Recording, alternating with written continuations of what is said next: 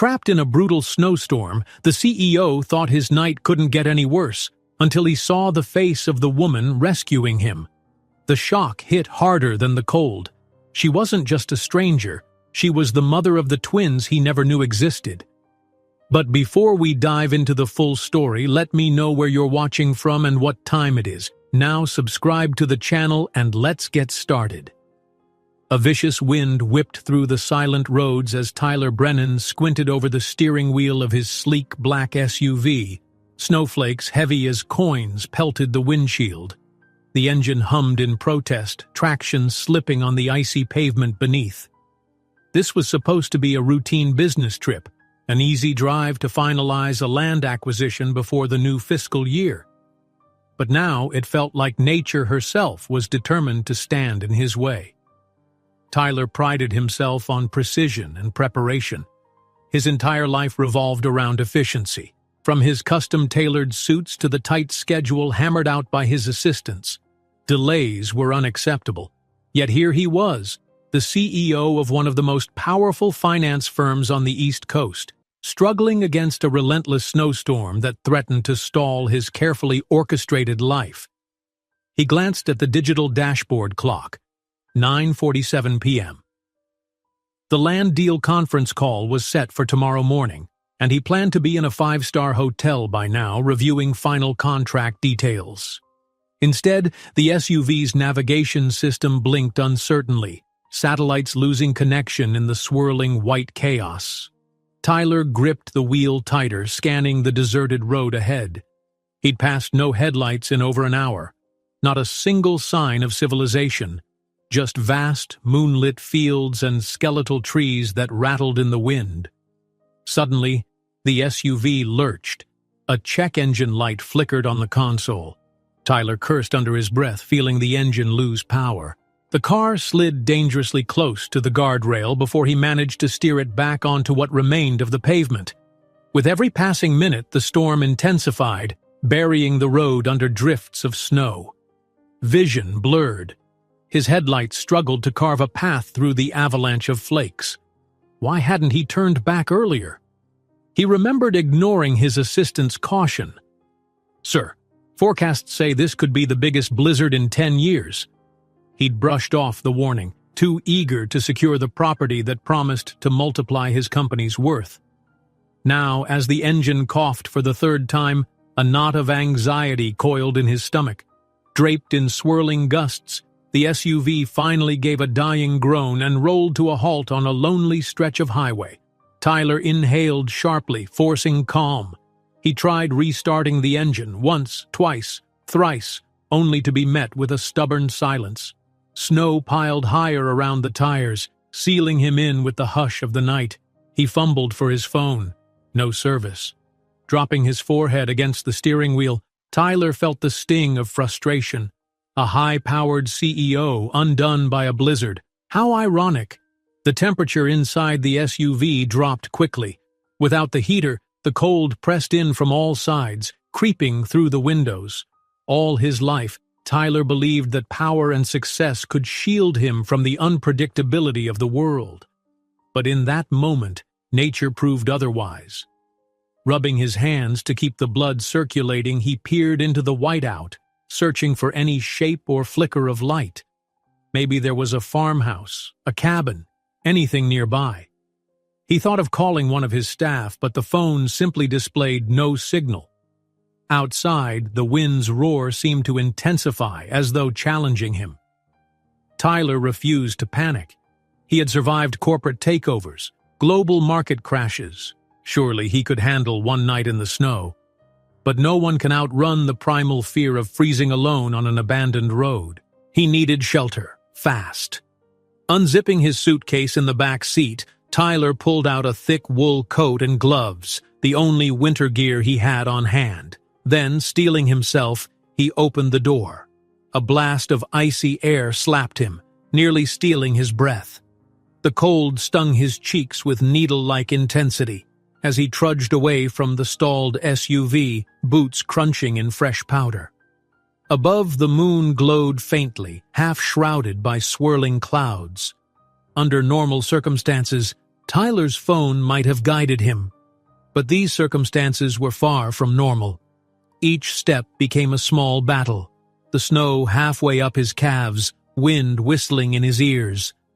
At times he wondered if he was straying from the road entirely, but the faint reflectors on the guardrail guided him along. Minutes stretched into an eternity. His arms and legs began to feel wooden, and the ache in his lungs grew fiercer with each bitter gust. Then, through the haze, he caught a glimpse, a weak, flickering light far in the distance. It could have been a trick of the storm, but he pressed forward, heart pounding with hope. The light grew brighter as he stumbled closer, yellow and warm, shining through the thick darkness. Soon, a small wooden house emerged, half buried under snow. Eager relief washed over him. He climbed the porch steps, his breath coming in ragged bursts, and knocked with urgency. For a long moment, nothing happened. Tyler was about to knock again when the door creaked open, revealing a woman holding a lantern. She was petite, wrapped in a threadbare sweater that seemed hardly sufficient for such an unforgiving storm. Big, wary eyes looked him up and down. Something flickered across her expression. Concern, caution, a fleeting hint of curiosity. Tyler must have looked a sight, hair whipped, face reddened by the cold, $1,000 suit rumpled beneath his coat. "I'm sorry to bother you," he managed, voice trembling with cold, "but my car died up the road. I'm stranded. Could I come in for just a moment, to warm up?" A flicker of empathy softened the woman's features. She stepped aside, opening the door wider. "Of course. Please, come in before you freeze to death." Crossing the threshold, Tyler felt immediate warmth from a modest wood-burning stove in the living area. The place was small, with rustic furniture and an air of practical coziness. It smelled of pine logs and a faint trace of vanilla, perhaps from a candle. Tyler's teeth chattered as he tugged off his gloves. "Thank you," he breathed, letting the heat of the stove seep into his bones. The woman set the lantern on a rough-hewn table. Now that the lantern light mingled with the orange glow of the fire, Tyler could see her more clearly. Her hair was tied in a simple ponytail, her face pale but strong, revealing both kindness and a resilience shaped by harsh winters. She looked at him uncertainly, as if scanning him for threats or hidden agendas. "I'm Natalie," she said, crossing her arms in a mix of politeness and caution. "I'm the only one here." Tyler extended a hand. "I'm Tyler Brennan. I ended up in the storm and my SUV wouldn't start again. There's no signal on my phone. I thought, I hoped, maybe I could use your phone, or at least stay until the storm eases." At the mention of a phone, Natalie shook her head apologetically. "Cell service doesn't reach this stretch, especially in bad weather. And I'm afraid the landline's been out since yesterday. Some telephone pole must have gone down." She paused, noticing the defeated slump in Tyler's shoulders. "But you're welcome to stay here. It's not safe to go back out." "Thank you." Relief flooded him, though he couldn't hide how foreign this situation felt, relying on a stranger's kindness. Natalie motioned toward the couch near the stove. "Please sit. I'll bring you something warm to drink." In the corner, he spotted a second-hand armchair and a shelf stacked with books. A crocheted blanket was draped over the couch, evidence of a home that was well-loved, if humble. With gratitude, Tyler sank onto the worn cushion, exhaling slowly. His breath still formed small clouds in the air, but at least he felt safer than he had in the freezing SUV. His eyes trailed around the living room, noticing old photographs and children's drawings pinned on a wooden board. He glimpsed a picture of Natalie with a pair of curly-haired toddlers. A pang of curiosity flickered. Where were they? The quiet was broken by the clank of a metal kettle on the stove. Soon Natalie returned, handing him a chipped mug of steaming tea. He took it, savoring the warmth against his chilled palms. A momentary hush fell between them as he tasted the tea, sweet, with a hint of peppermint. Another wave of relief.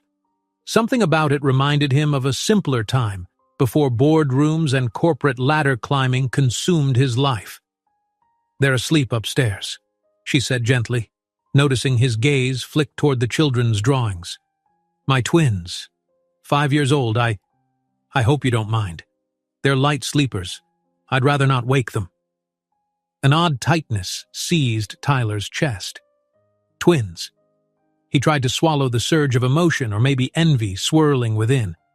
No, of course, I understand. I won't disturb them. Natalie studied him again, as though trying to decide if he posed a threat.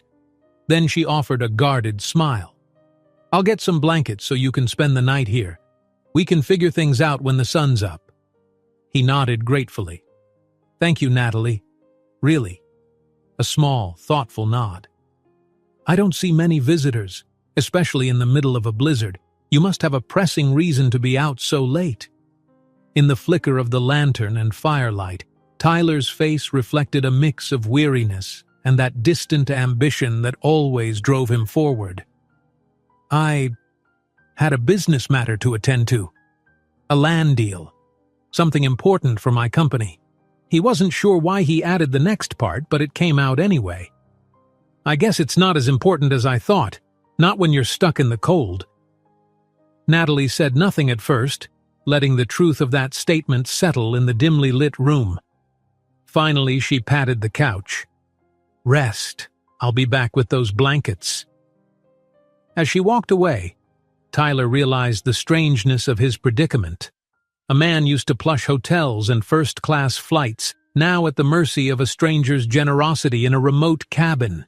Snow battered the windows, howling in protest at the growing warmth inside, and somewhere upstairs, 2 children slept, oblivious to the bizarre intrusion that might change their lives forever. Before he could lose himself in swirling thoughts, the floorboards above creaked. A small figure peeked down from the top of the stairs. A little boy, hair tousled from sleep, curiosity shining in big brown eyes. Tyler lifted his gaze and froze. For a heartbeat, the child did too, as if they were evaluating each other across a gulf of time and unspoken truths. Then, quietly, the boy disappeared back into the shadows, leaving Tyler with a strange, unexplainable sense that tonight was only the beginning of a much deeper story. One that went far beyond a stalled SUV or a missed business meeting. A story that might challenge everything he believed about success, about family, and about the invisible walls he had built around his own heart. Morning light, filtered by lace curtains, nudged Tyler awake. For a moment, confusion flickered in his mind. This wasn't the plush suite at the upscale hotel he'd booked, nor the sleek interior of his SUV. As he blinked, the reality of the cabin drifted back. The blazing snowstorm, the warmth of the wood stove, and the quiet presence of its owner, Natalie. He lay sprawled on the small couch under a patchwork quilt. Overnight, the fire must have waned. The living room was chilly, though the wind's roar had lessened. Tyler's breath condensed in faint clouds as he pushed himself to sit upright. His entire body ached from both the cold and the tension of yesterday's ordeal. Yet he felt a curious calm, a sense that somehow he was exactly where he needed to be. Through the window, the world glowed under a thick mantle of white. Drifts rose high along the edges of the porch. If not for the gently sloping smoke from the chimney, the scene might have looked lifeless. Tyler glanced toward the kitchen area. The house was quiet, but he heard soft footsteps overhead. Natalie and her twins must be stirring. The memory of that little boy at the top of the stairs flickered in Tyler's mind. He'd only caught a glimpse. Wide eyes, curiosity, and a tousle of hair, but the image lingered. Something about that moment refused to leave him alone. He wasn't particularly fond of children, never even considered starting a family with his perpetual schedule. Yet the boy's appearance had sparked questions, feelings, ones Tyler couldn't quite name. Before he could dwell too long, Natalie appeared on the staircase in a simple robe, arms crossed over herself for warmth. She seemed surprised to see him already awake. "Morning," she greeted softly, stepping onto the creaking floorboards. "You slept well, I hope." Tyler cleared his throat, trying to banish the awkwardness. Actually, yes. Better than I expected. Thank you. He rubbed the back of his neck, attempting a polite smile. For letting me stay. I've never been so relieved to see four walls. She nodded, her expression thoughtful. We were all once in need of a little help, you know. I'm glad the storm led you here safely. Outside, the wind rattled a loose shutter, reminding them the storm still held the land in its icy grip. Tyler cast an anxious glance toward the window. Think I can call for a tow truck now? Or maybe there's a local service? Natalie's lips curved in a wry grimace. Judging by those snowdrifts, I doubt any truck can get through today. Plus, phone lines remain spotty. But you're welcome to try your cell again. She lifted a shoulder, half apology, half exasperation. Out here, storms can knock things out for days. Days. The thought jarred Tyler. A barrage of obligations surged in his mind. The morning conference call, the land deal, corporate tasks that demanded his attention. He patted his pockets. The phone was still there, but showing zero service. He flicked it off in frustration. I guess I'm stuck, he muttered. A pause. Sorry, I don't mean to impose. Natalie offered a quick smile, dismissing his worry. It's all right. I have enough canned food and firewood to wait out a blizzard. As long as we're careful, we'll manage. She tucked a stray lock of hair behind her ear, then turned toward the small kitchen. How about coffee? I can at least offer that. His stomach clenched at the mention of coffee, not from displeasure but from unexpected longing. That would be great, he said, forcing a casual tone. While she busied herself over the old-fashioned stove, Tyler stood and carefully folded the quilt. He noticed the corners were frayed, patched with mismatched fabric. Each stitch felt like a testament to resourcefulness, an unspoken story of a woman who made do with what she had. Just as he was about to sit again, soft footsteps echoed from the stairs. Two young children descended, twins indeed, a little boy and girl, both with dark hair that curled at the tips. They wore warm pajamas, the kind decorated with cartoon animals. The girl clutched a small stuffed rabbit while the boy rubbed his eyes, still thick with sleep. Tyler tried not to stare, but something in him froze. It wasn't just that they shared the same nose or the same shade of brown eyes. It was the uncanny sense that they seemed familiar. He must have frowned without realizing because the children blinked at him in shy curiosity. "Good morning," Tyler said, offering a gentle smile, an unfamiliar gesture for him. "I'm Tyler. I got caught in the storm last night." The boy studied him for a moment, then shuffled closer to Natalie. The girl followed, eyes darting between Tyler and the windows. Finally, the boy mumbled, "Mommy said you got stuck, that your car broke." Natalie placed 2 mugs of coffee on the table and gave the twins a reassuring nod. "Yes, sweetie.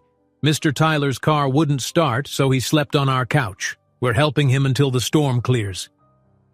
Both children processed this information in solemn silence. Something about their manner caused Tyler's heart to do an odd flip. No scolding or laughter from them, just a calm acceptance that life was unpredictable. For a CEO accustomed to brisk, formal introductions in well-lit offices, these small humans carried a depth that momentarily disarmed him. Natalie motioned to the tiny table by the stove. "I'll pour cocoa for you two. Come sit." She glanced at Tyler, a trace of apprehension crossing her face, though she kept her voice even. "I only have 1 extra chair, but you can sit on the sofa and drink your coffee if you like." He felt a pulse of discomfort. In his usual sphere, he was the one who decided where to sit, how schedules would run. Here, in this cozy corner of the world, the power dynamic was entirely different. "That's all right," he said softly. "I'll be fine by the couch." While the twins settled in at the table, Tyler took his coffee and sank onto the sofa. A delicious aroma filled the cabin, fresh brew mixed with the faint tang of wood smoke. It wasn't his usual gourmet espresso from the city, but in that moment, it tasted better than any corporate perk. Sipping, he closed his eyes to savor the warmth spreading through him. He opened them when he sensed movement. The boy had come closer, carefully regarding Tyler's shiny shoes and pristine trousers. "You're dressed fancy," the child remarked, voice curious rather than mocking. Tyler let out a small chuckle. "I guess I am. It's what I normally wear to work." The boy tilted his head. "You work in a big building?" A fleeting memory of the towering glass structure that housed Brennan Holdings crossed Tyler's mind. Offices sprawled over multiple floors, each desk a station of ambition and tension. "Yes," he managed. "I do." Natalie stepped between them, placing 2 steaming mugs of cocoa on the table for her children. "All right, you two? Careful, it's hot. And don't bother Mr. Tyler with too many questions, okay?" She threw Tyler an apologetic glance, which he returned with a slight shake of his head. He wasn't bothered at all, surprisingly. In fact, a part of him felt drawn to these inquisitive little people, curious about their world that was so far removed from his. The morning unspooled slowly. A snowfall hush blanketed everything, so Tyler stayed put, feeling the strangest sense of having stepped out of his own life. Occasionally, the twins would whisper to each other, glancing his way as if deciding whether to trust him. Natalie moved about, methodically tidying the small space, pausing to check the supply of firewood or to stir the pot of oatmeal she'd started. "Breakfast is almost ready," she announced finally. "Oatmeal might not be your usual fare, but it's warm and it'll keep us going." Tyler offered a polite nod. "Thank you. That sounds perfect." In truth, he never ate oatmeal back home. He usually started the day with an energy bar or a conference call. He couldn't recall the last time he'd had a homemade breakfast, shared around a table with steam rising from bowls and someone else's kindness in the air. As they gathered, Tyler offered to help, unsure if that was correct etiquette in this simpler setting. Natalie let him carry a bowl or two, her expression mildly surprised at his courtesy. Soon, 4 mismatched bowls of hot oatmeal sat on the table. The twins perched on their chairs, and Tyler lowered himself onto the old sofa's arm, not wanting to crowd the children's space. A moment of silence passed as Natalie folded her hands, some unspoken grace that Tyler sensed she did out of habit. Then they began eating. The oatmeal was thick, sweetened with a bit of sugar, and dotted with whatever dried berries Natalie had in the cupboard. Tyler's taste buds lit up. It was simple, but it tasted comforting. He couldn't help but notice the twins' laughter when they playfully nudged each other, or the way Natalie's stern look melted into a smile as she reminded them not to spill.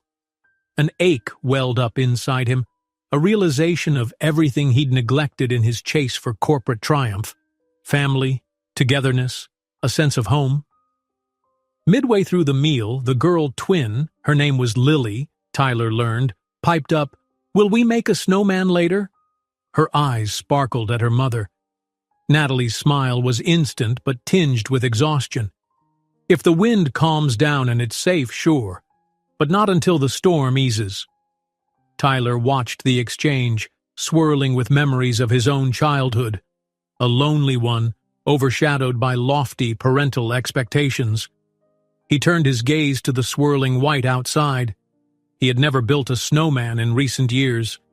Too busy, too adult. Suddenly the boy, Logan, blurted, "Mommy, can Mr. Tyler play in the snow with us too?" Natalie's cheeks flushed as she gathered her thoughts. "Well, I'm sure Mr. Tyler has important things to do, honey." Tyler opened his mouth, about to give a polite dismissal. But the look on Logan's face, hopeful, wide-eyed, made him pause. In that single moment, Tyler felt the old fortress of his corporate persona crack. "We'll see," he said softly. "If we're still, stuck here, I might join you. I've got some time, I guess." Logan grinned, and Lily giggled. Natalie's eyes flicked from her children to Tyler, a swirl of gratitude and caution in her gaze. She seemed to sense a shift in him, or maybe it was in herself. That's when Tyler noticed something else, something that made his pulse quicken. On a nearby shelf, among scattered belongings, stood a framed picture of the twins as toddlers, and in that picture, one of them clutched a small rattle that looked oddly familiar, bearing a monogrammed B, the same stylized letter that was once part of a rare baby gift line purchased under his own family name. Heat surged through Tyler's chest. A strange suspicion wormed through his thoughts, one he immediately dismissed as impossible. Still, he couldn't tear his eyes away from that letter on the rattle. Could it be? Before he could unravel the implication, Natalie rose, clearing bowls and swiftly pivoting the conversation to the day's chores. But Tyler felt the spark of realization flicker, refusing to die. For the first time, the snowstorm was no longer his biggest concern. Something far more momentous loomed in the warmth of this little cabin. Tyler couldn't shake the memory of that small rattle in the photograph. The letter B had been unmistakable, in that same ornate font his family had always used for monogramming. It was as if a piece of his old world had suddenly surfaced in this snowbound haven, confronting him with more questions than answers. The day wore on in a curious blend of routine and tension.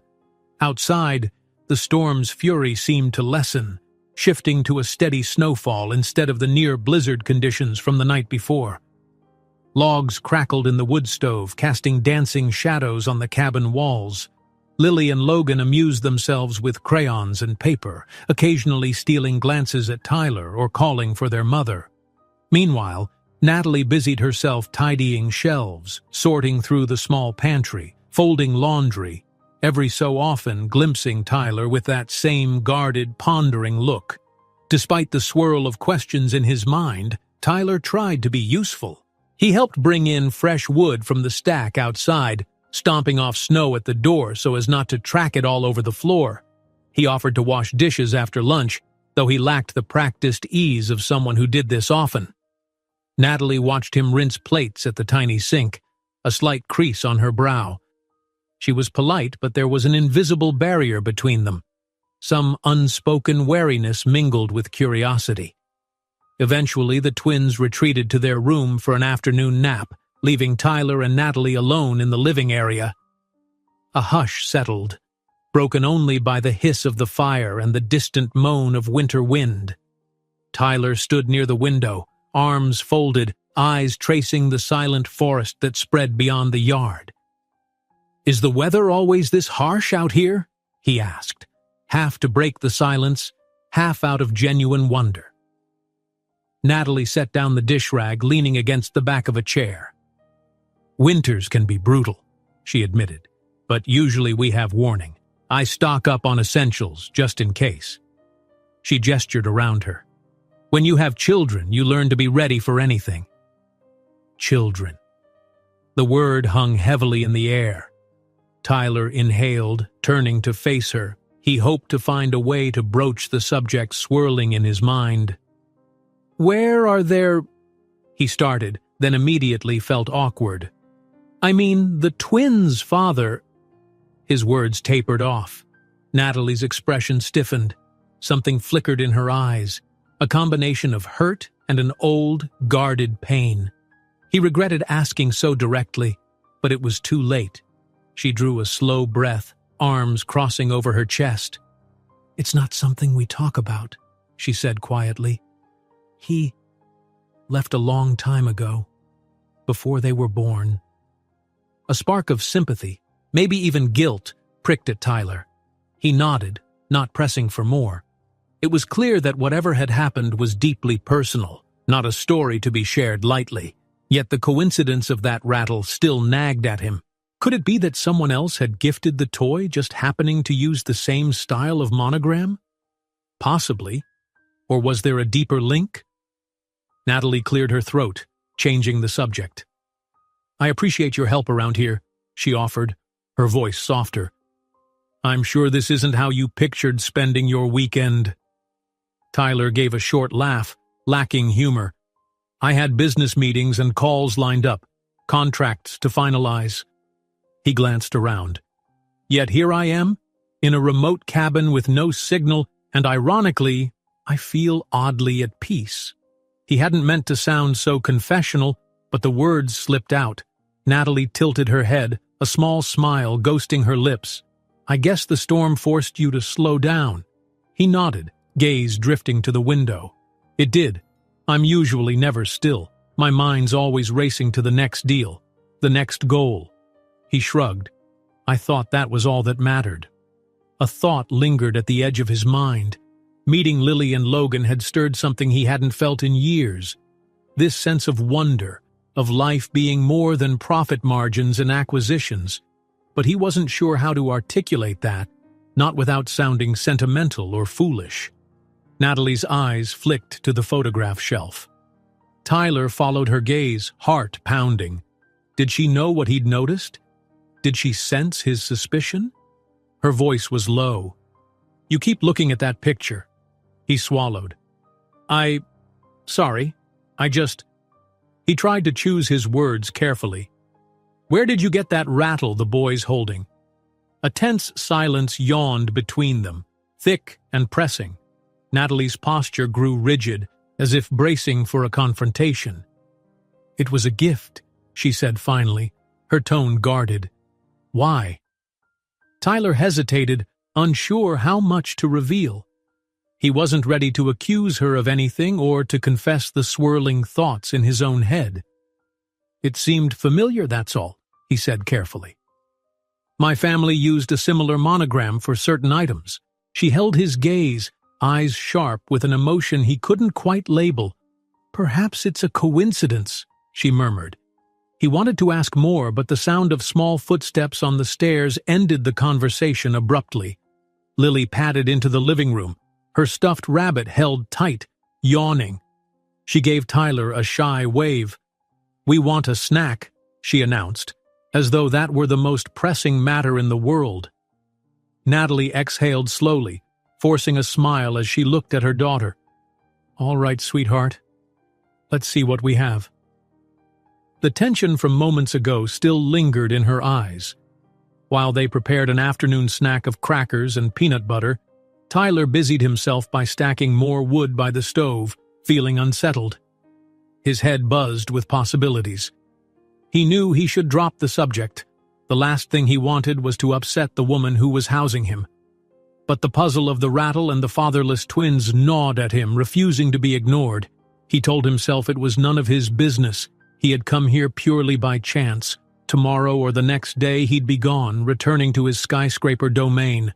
And yet that flicker of guilt wouldn't leave. He shook his head, trying to clear it. He'd never known Natalie, never seen her before last night. How could he be connected to her children? The afternoon passed in quiet tasks. Lily and Logan eventually coaxed Natalie into letting them bundle up and step outside. The snowfall had gentled, turning into a steady flurry that drifted lazily from the clouds. Tyler, restless and curious, decided to join them, borrowing an old coat from a hook near the door. It was a tight fit on his broad shoulders, but better than freezing. Outside, the air bit his cheeks, though nothing like the previous night's ferocity. Snow lay knee-deep in spots, glistening under a pale winter sun. The twins squealed with delight, immediately flopping onto their backs to make snow angels. Tyler found himself smiling at the sight. How easily they found joy in a simple moment. He could barely remember the last time he found pure delight in anything that wasn't tied to success or money. Natalie watched protectively as Lily and Logan darted around, tossing soft handfuls of snow at each other. She glanced over at Tyler. "Sure you don't regret stepping outside?" He shook his head. "It's refreshing." Then, with a faint grin, he scooped a handful of snow and tried forming it into a sphere. "Think we can make that snowman?" The children whooped with excitement, and soon the four of them were rolling large snowballs across the yard, layering them to form the classic shape. Tyler chuckled when Logan insisted the middle ball be twice the size it should be, making the snowman a bit lopsided. Lily ran to fetch some pebbles for the eyes and a stick for a makeshift mouth. Natalie found an old scarf that once belonged to her father, wrapping it around the snowman's neck. As they worked, Tyler stole glimpses of the twins' faces, their laughter, their bright eyes. If by some impossible chance these children were tied to him, had he unknowingly abandoned them? The notion made his stomach turn. He tried to dismiss it. He would remember if he had fathered children. It was just improbable, wasn't it?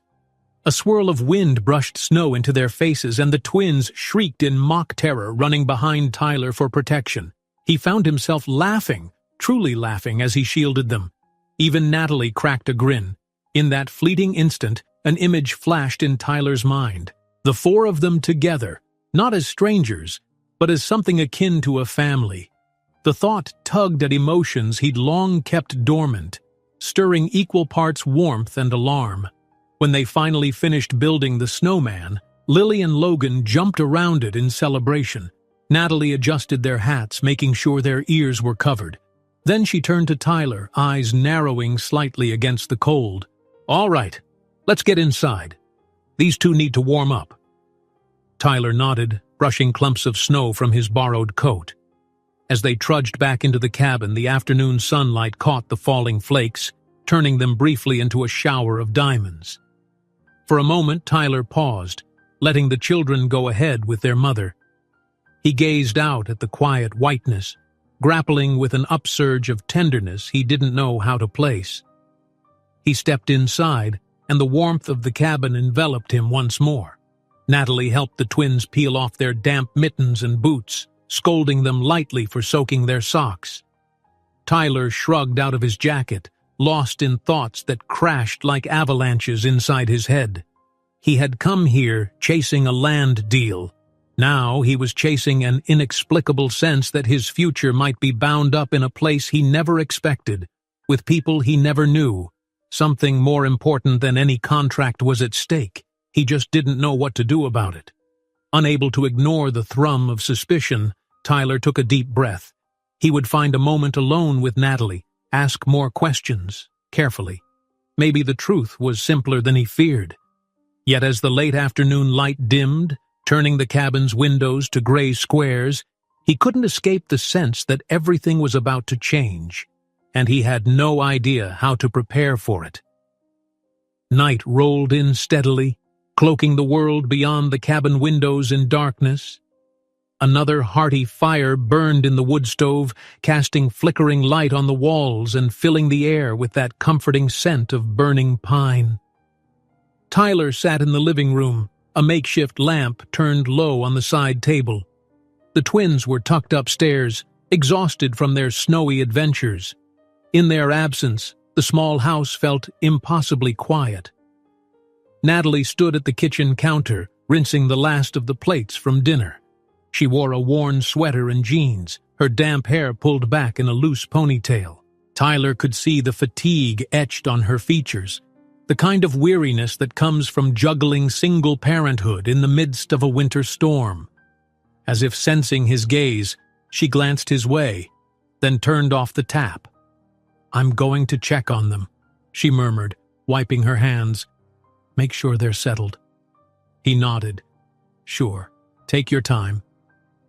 While she disappeared up the creaking staircase, Tyler stared at the swirling shadows across the floor. His heart pounded with the questions that had haunted him all day.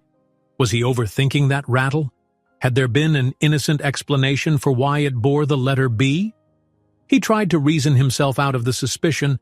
Maybe it wasn't even the same font or style. He might have jumped to a wild conclusion, fueled by the jolt of seeing those children.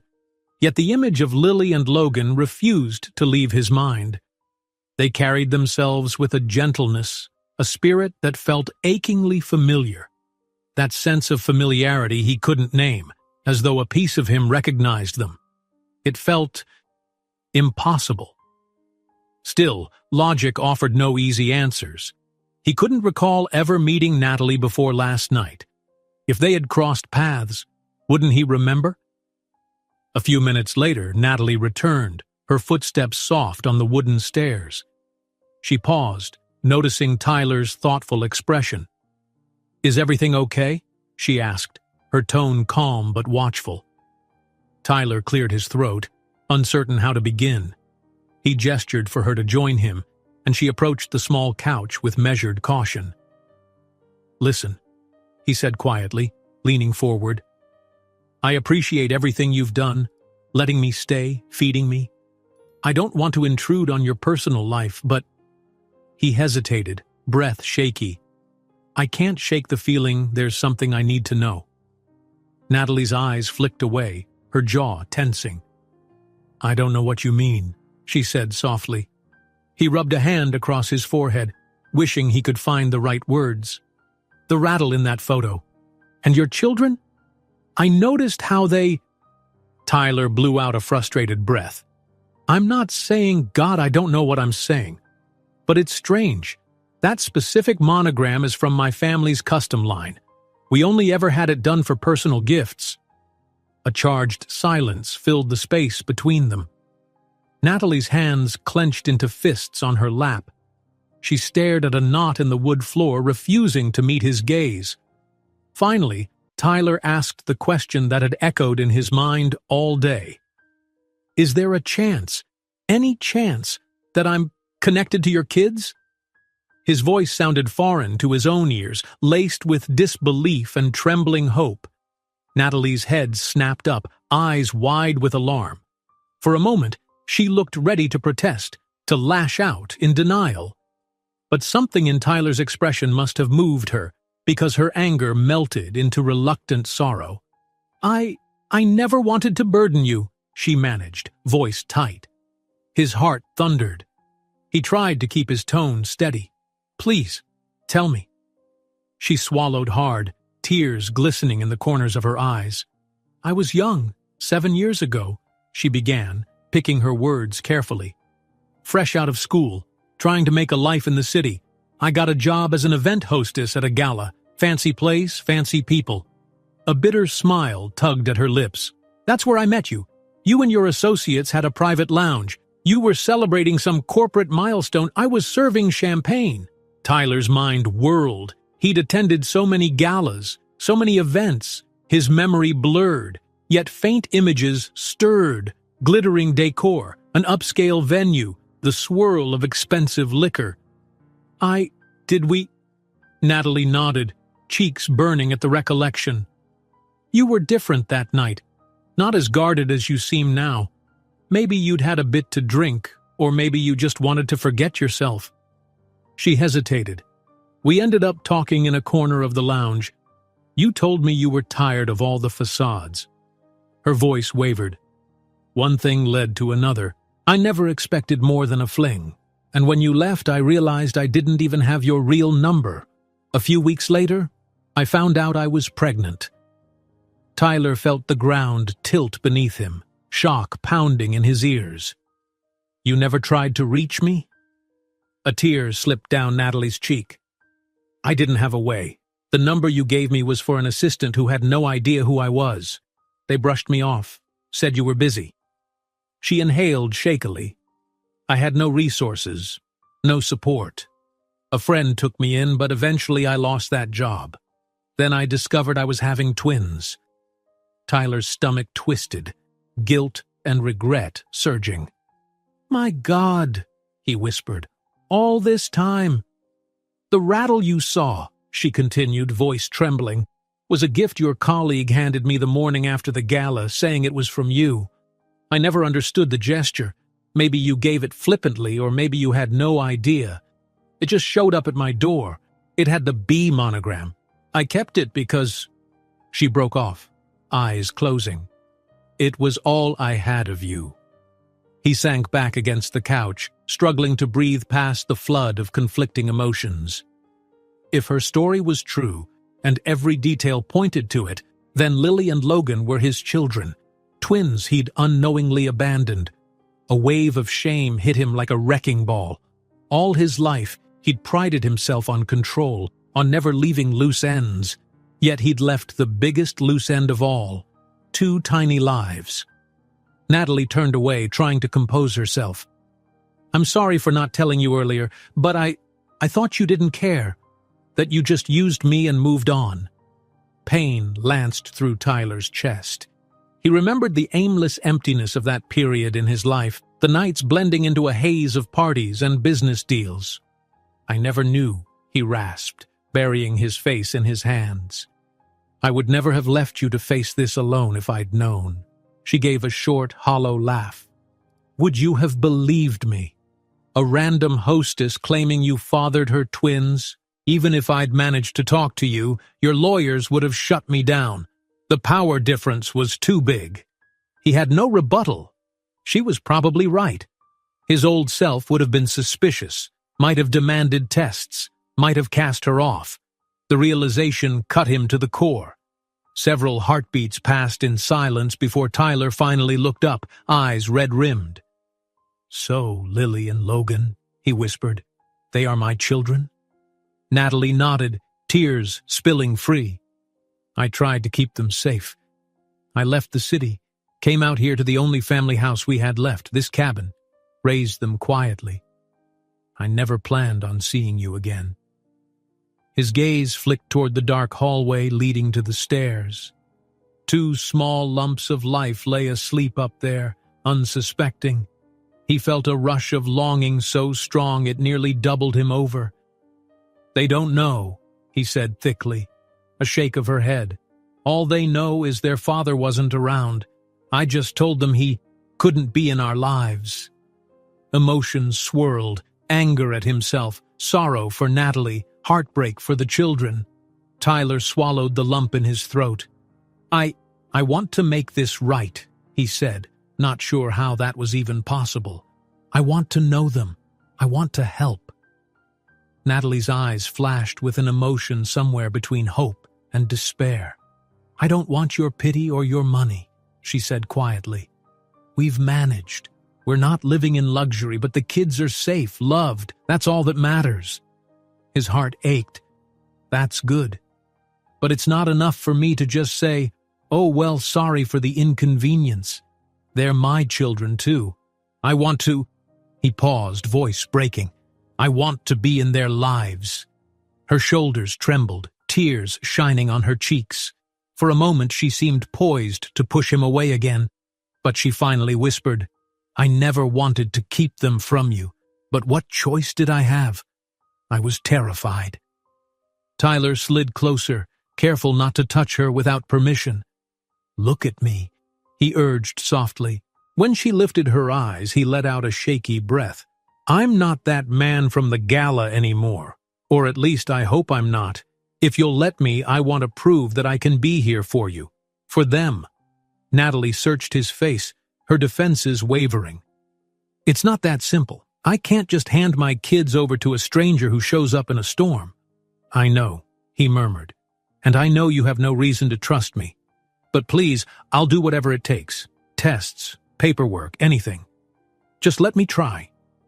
Outside, the wind rattled the window, as if echoing the turmoil inside.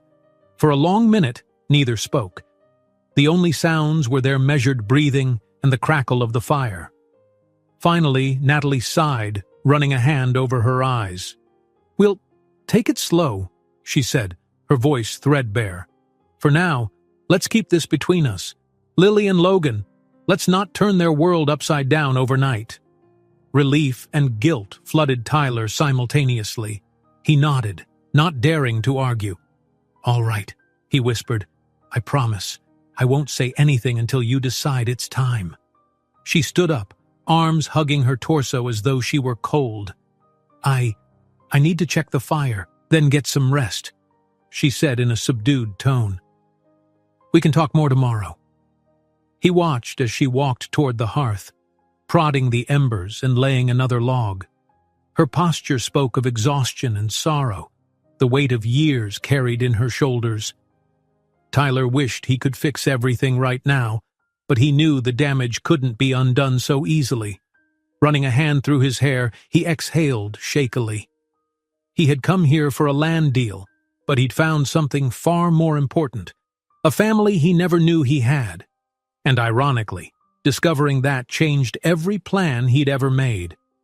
As Natalie drifted upstairs, her footsteps fading, Tyler remained on the couch, sleepless. He listened to the hush of the cabin and the quiet breathing of those above. His mind raced with questions. How would he make up for lost time? Could Lily and Logan ever accept him? Did he even deserve that chance? In the dim glow of the dying fire, Tyler gazed into the embers, reflecting on a life spent chasing wealth and success, never imagining the price. Now, faced with the enormity of fatherhood, he felt more vulnerable, and strangely more alive, than he ever had. Outside, the snow continued its gentle fall, wrapping the cabin in white. No matter how thick the drifts, he vowed to find a way through. He'd spent too many years chasing cold ambitions. Perhaps it was time to discover something warmer, something real. And if it meant rebuilding trust day by day, moment by moment, he was ready. Because those two children upstairs, and the strong, resilient woman caring for them, deserved every ounce of effort he had left to give. Night surrendered to a pale, wintry dawn. A muted gray light seeped through the cabin's windows, revealing frosted panes and a thick carpet of snow that stretched toward the forest's edge. Tyler stirred on the couch, blinking away restless dreams. His neck and shoulders felt stiff. He'd barely dozed off, mind spinning with the revelation that had shattered his world the previous evening. He sat up slowly, the quilt sliding off his lap. Silence pressed upon him, except for the steady ticking of the kitchen clock and the occasional soft crackle of the fire's dying embers. Beside him on the side table rested a half-full mug of water, lukewarm now, and a small lamp Natalie must have left for him in case he needed light during the night. Every cell in Tyler's body yearned for some sense of normalcy, but that was gone. He ran a hand through his hair, thoughts darting to the two children upstairs. His children. The reality still felt surreal. He'd only just found out about them, and yet he already felt protective, terrified of messing up in ways he couldn't fix. A creak sounded on the stairs, and he held his breath. Could it be Natalie? Or maybe one of the twins, woken too early? But the footsteps retreated again, leaving the hush intact. Tyler exhaled, sensing he needed more time to process before facing them, before facing her. He rose from the couch, tiptoeing across the living room to peek out the front window. The world outside glowed like a snow globe scene, undisturbed, pristine mounds of white under a pearl-gray sky. He found no sign of plowed roads, and distant pines stood weighed down by frozen branches. He guessed his SUV was still half buried somewhere near the main route. Under different circumstances, he'd be cursing the storm for stranding him. Now, a small, ironic part of him felt oddly grateful. If the snow had not forced him here, he would never have learned the truth. Tyler decided to stoke the dying fire.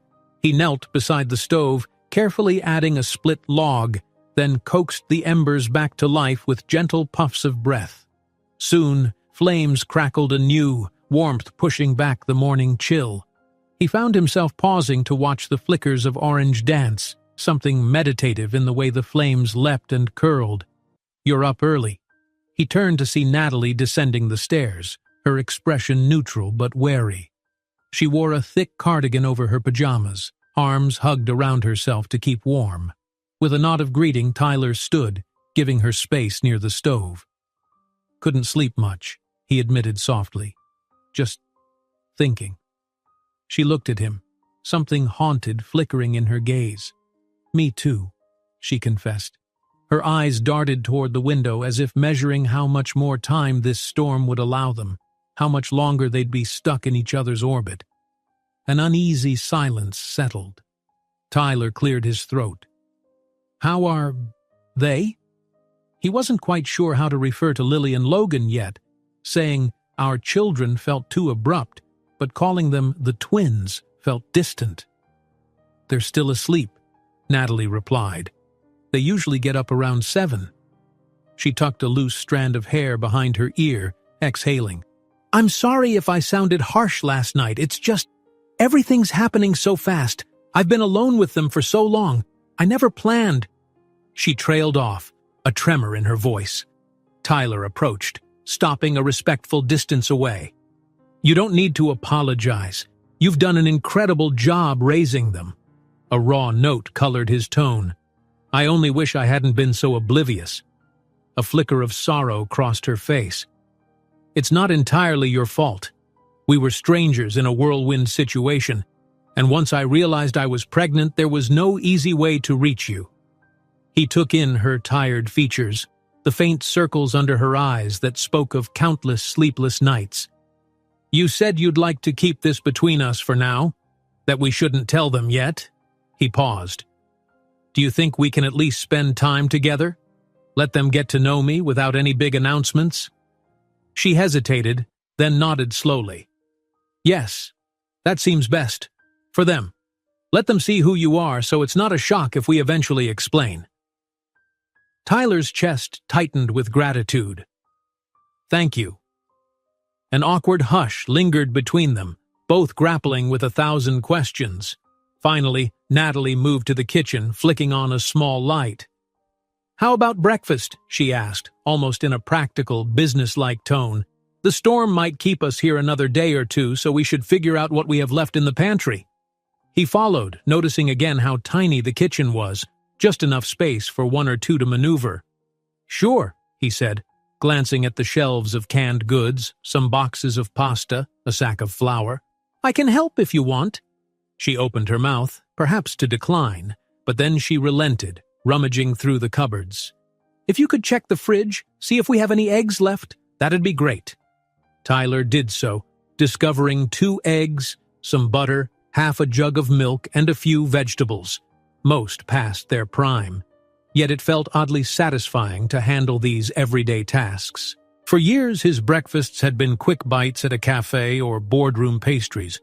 Carefully counting eggs in a simple kitchen felt real. He set the eggs on the counter, turning to Natalie. We could make pancakes if we have enough flour. She gave a small, surprised laugh. You cook? Rarely, he admitted with a smile. But my mother insisted I learn at least 1 or 2 things. Pancakes I can do. A pang of memory surfaced. As a teenager, he'd occasionally helped his mother measure ingredients, though he'd often been too focused on forging his path toward business school. Now that memory felt precious. All right, pancakes, Natalie agreed, a slight lift in her voice. I'll get the flour. They worked quietly in tandem. He whisked the eggs and milk in a bowl while she measured flour and sugar. Occasionally their eyes would meet, a hush passing between them as if acknowledging the shared secret. The smell of melting butter soon filled the small space, and Tyler tried not to dwell on the swirl of longing in his chest. When the batter was ready, Natalie heated a skillet on the old stove, then ladled out a small circle.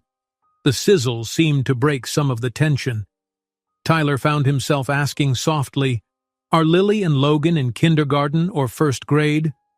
Kindergarten, Natalie answered, carefully flipping the pancake. They just turned 5 a few months ago, but they read pretty well. Lily especially loves letters and words. Logan is more into counting and shapes. They're bright kids. Pride softened her features. Tyler nodded, an ache in his throat. He pictured them huddled over coloring books or building blocks, laughing together. He wanted to see every detail of their lives, yet dreaded that he had missed their earliest steps, their first words. Would they ever forgive him for being absent? He forced a smile. They seem wonderful. Yesterday, when we built the snowman, I was struck by how happy they are. They are, Natalie said. I've tried to make sure they never feel deprived of love, even if... Her voice faltered. Even if it's just me. Before he could respond, small footsteps pattered on the stairs. Lily peeked around the corner, clutching her stuffed rabbit, eyes lighting up at the smell of pancakes. Logan trailed behind, hair a tousled mess, yawning loudly. Tyler's heart gave a sharp twist, marveling at them anew now that he knew. My kids. Morning, sweeties, Natalie greeted, sliding a fresh pancake onto a plate. We're making something special today. Pancakes, Lily exclaimed, running to the table. Yummy, Logan grinned, padding over to Tyler. The boy stared up at him, that same curious spark in his gaze. You can cook? he asked solemnly, echoing his mother's earlier disbelief. Tyler crouched slightly to meet Logan's eye level. "I can make pancakes," he answered with a playful wink. "But that's about it. Maybe you can teach me more stuff later." Logan giggled, nodding vigorously as if this was the best idea he'd heard all morning. Then, as though it were the most natural thing in the world, the boy reached for Tyler's hand, tugging him toward the table. Tyler swallowed hard, heart racing at the simple gesture of trust. Natalie brought plates over, setting them down in front of Lily and Logan. She offered Tyler a grateful, albeit tentative, smile. He sensed a silent acknowledgement passing between them. This was how it would be if he stuck around. Family breakfasts, shared tasks, silly conversations. He found himself wanting it more than he ever desired a corporate deal. They settled in for the meal, 4 plates of pancakes on the table. Though space was cramped, it felt oddly right. Tyler cut his stack carefully, occasionally glancing at Lily and Logan. They chattered about their dreams, about maybe building another snowman or sledding if the snow piled high enough. Tyler looked to Natalie for permission to join that conversation, and she nodded almost imperceptibly. He cleared his throat, voice gentle. "I might be able to help you build more than one snowman," he offered. "We can make an entire snow family." Logan nearly bounced in his chair. "Really? That'd be so cool," Lily giggled. "We can make a baby snowman, too." Natalie gave a soft laugh, the worry lines on her brow easing. Tyler felt a wave of warmth spread through him at the simple acceptance. Yet he also knew the unspoken reality. These children saw him as just a friendly visitor, a kind stranger who blew in with the storm. How would they react when they learned the truth? After breakfast, Lily and Logan dashed off to their room to find hats and gloves, squealing in anticipation of more snowy fun. The moment they vanished from view, the mood shifted, the weight of Tyler and Natalie's secret returning. She gathered the dishes, stacking them in the sink. "I'll do these later," she murmured. "We can't leave them outside alone too long." Tyler stood, offering her a faint, grateful smile. "I'll keep an eye on them. You can come out whenever you're ready." Natalie hesitated, her eyes flicking up to meet his. "Thank you, Tyler." He nodded, something tender spiraling in his chest. Without another word, he pulled on his borrowed coat and stepped onto the porch, bracing for the cold. The morning air was crisp, stinging his lungs. He heard the twins' laughter already echoing from the side of the cabin.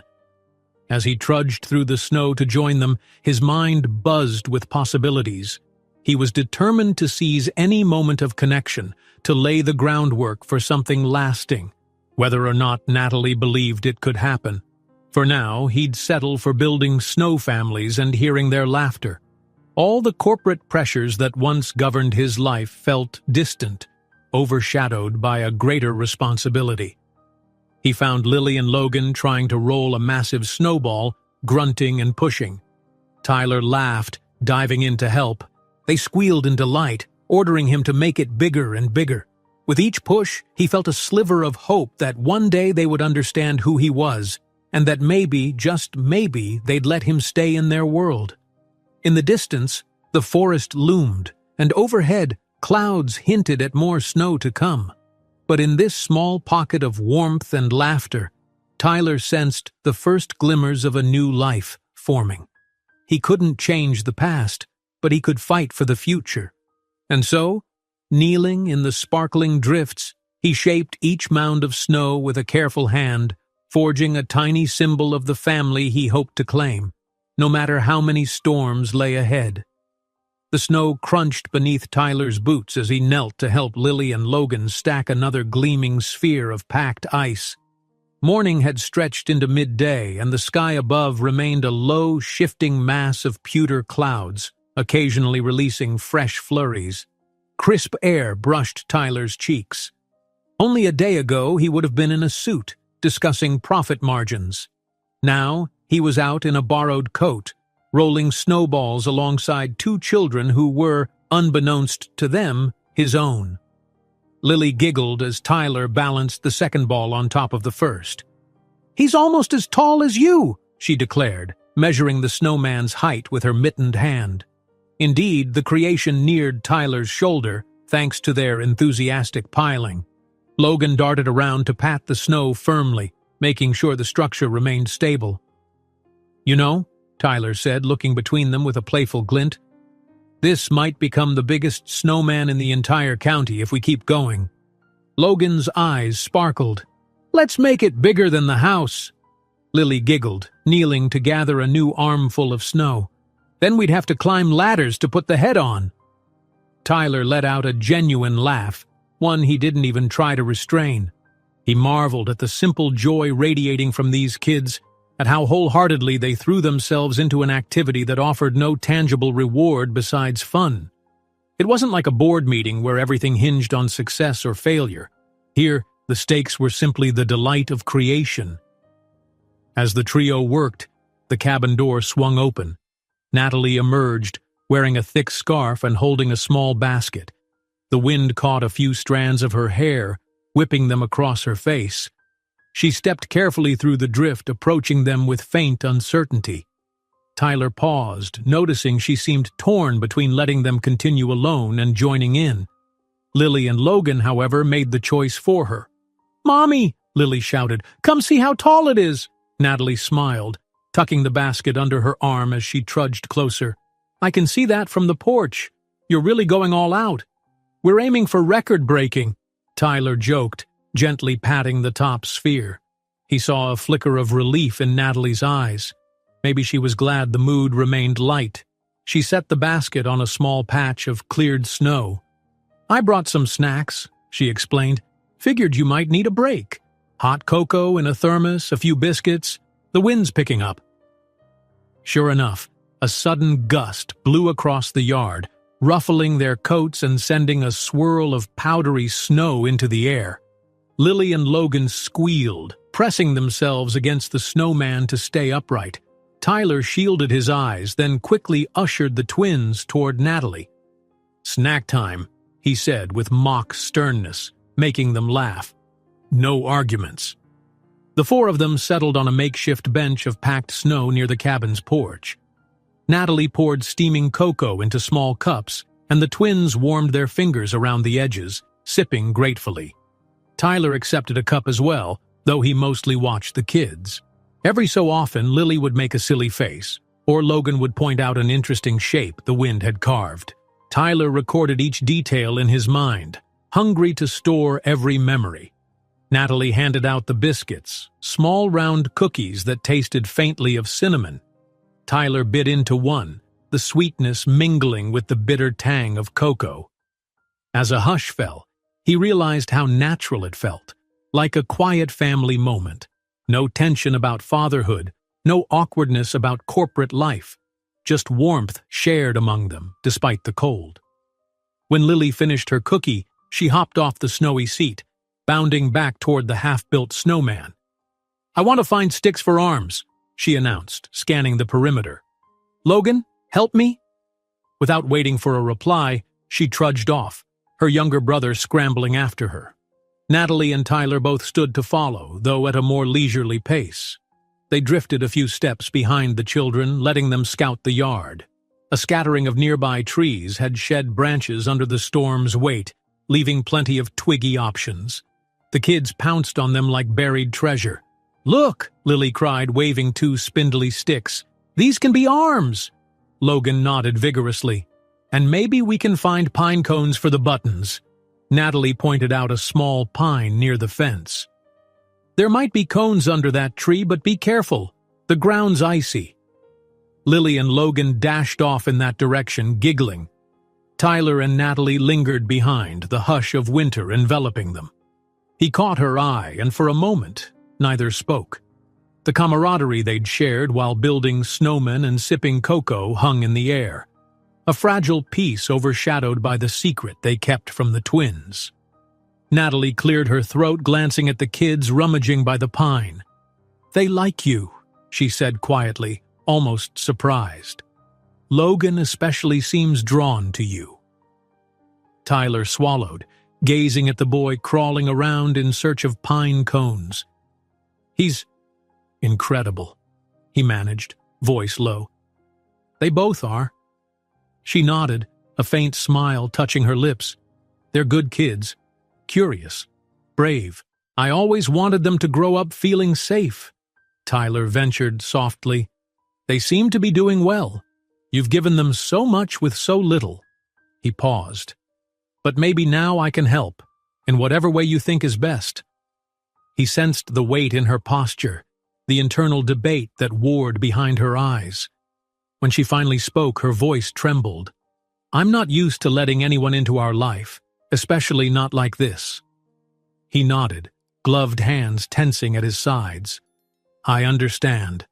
I'll follow your lead, but I won't walk away." A flicker of warmth shone in her gaze, reluctant trust perhaps. She took a breath as if to reply, but Lily's excited shout interrupted them.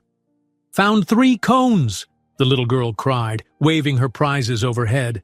"They're perfect!" Tyler and Natalie hurried over, kneeling to admire the cones. Logan retrieved a small broken branch that he insisted could be the snowman's pipe. Natalie teased him.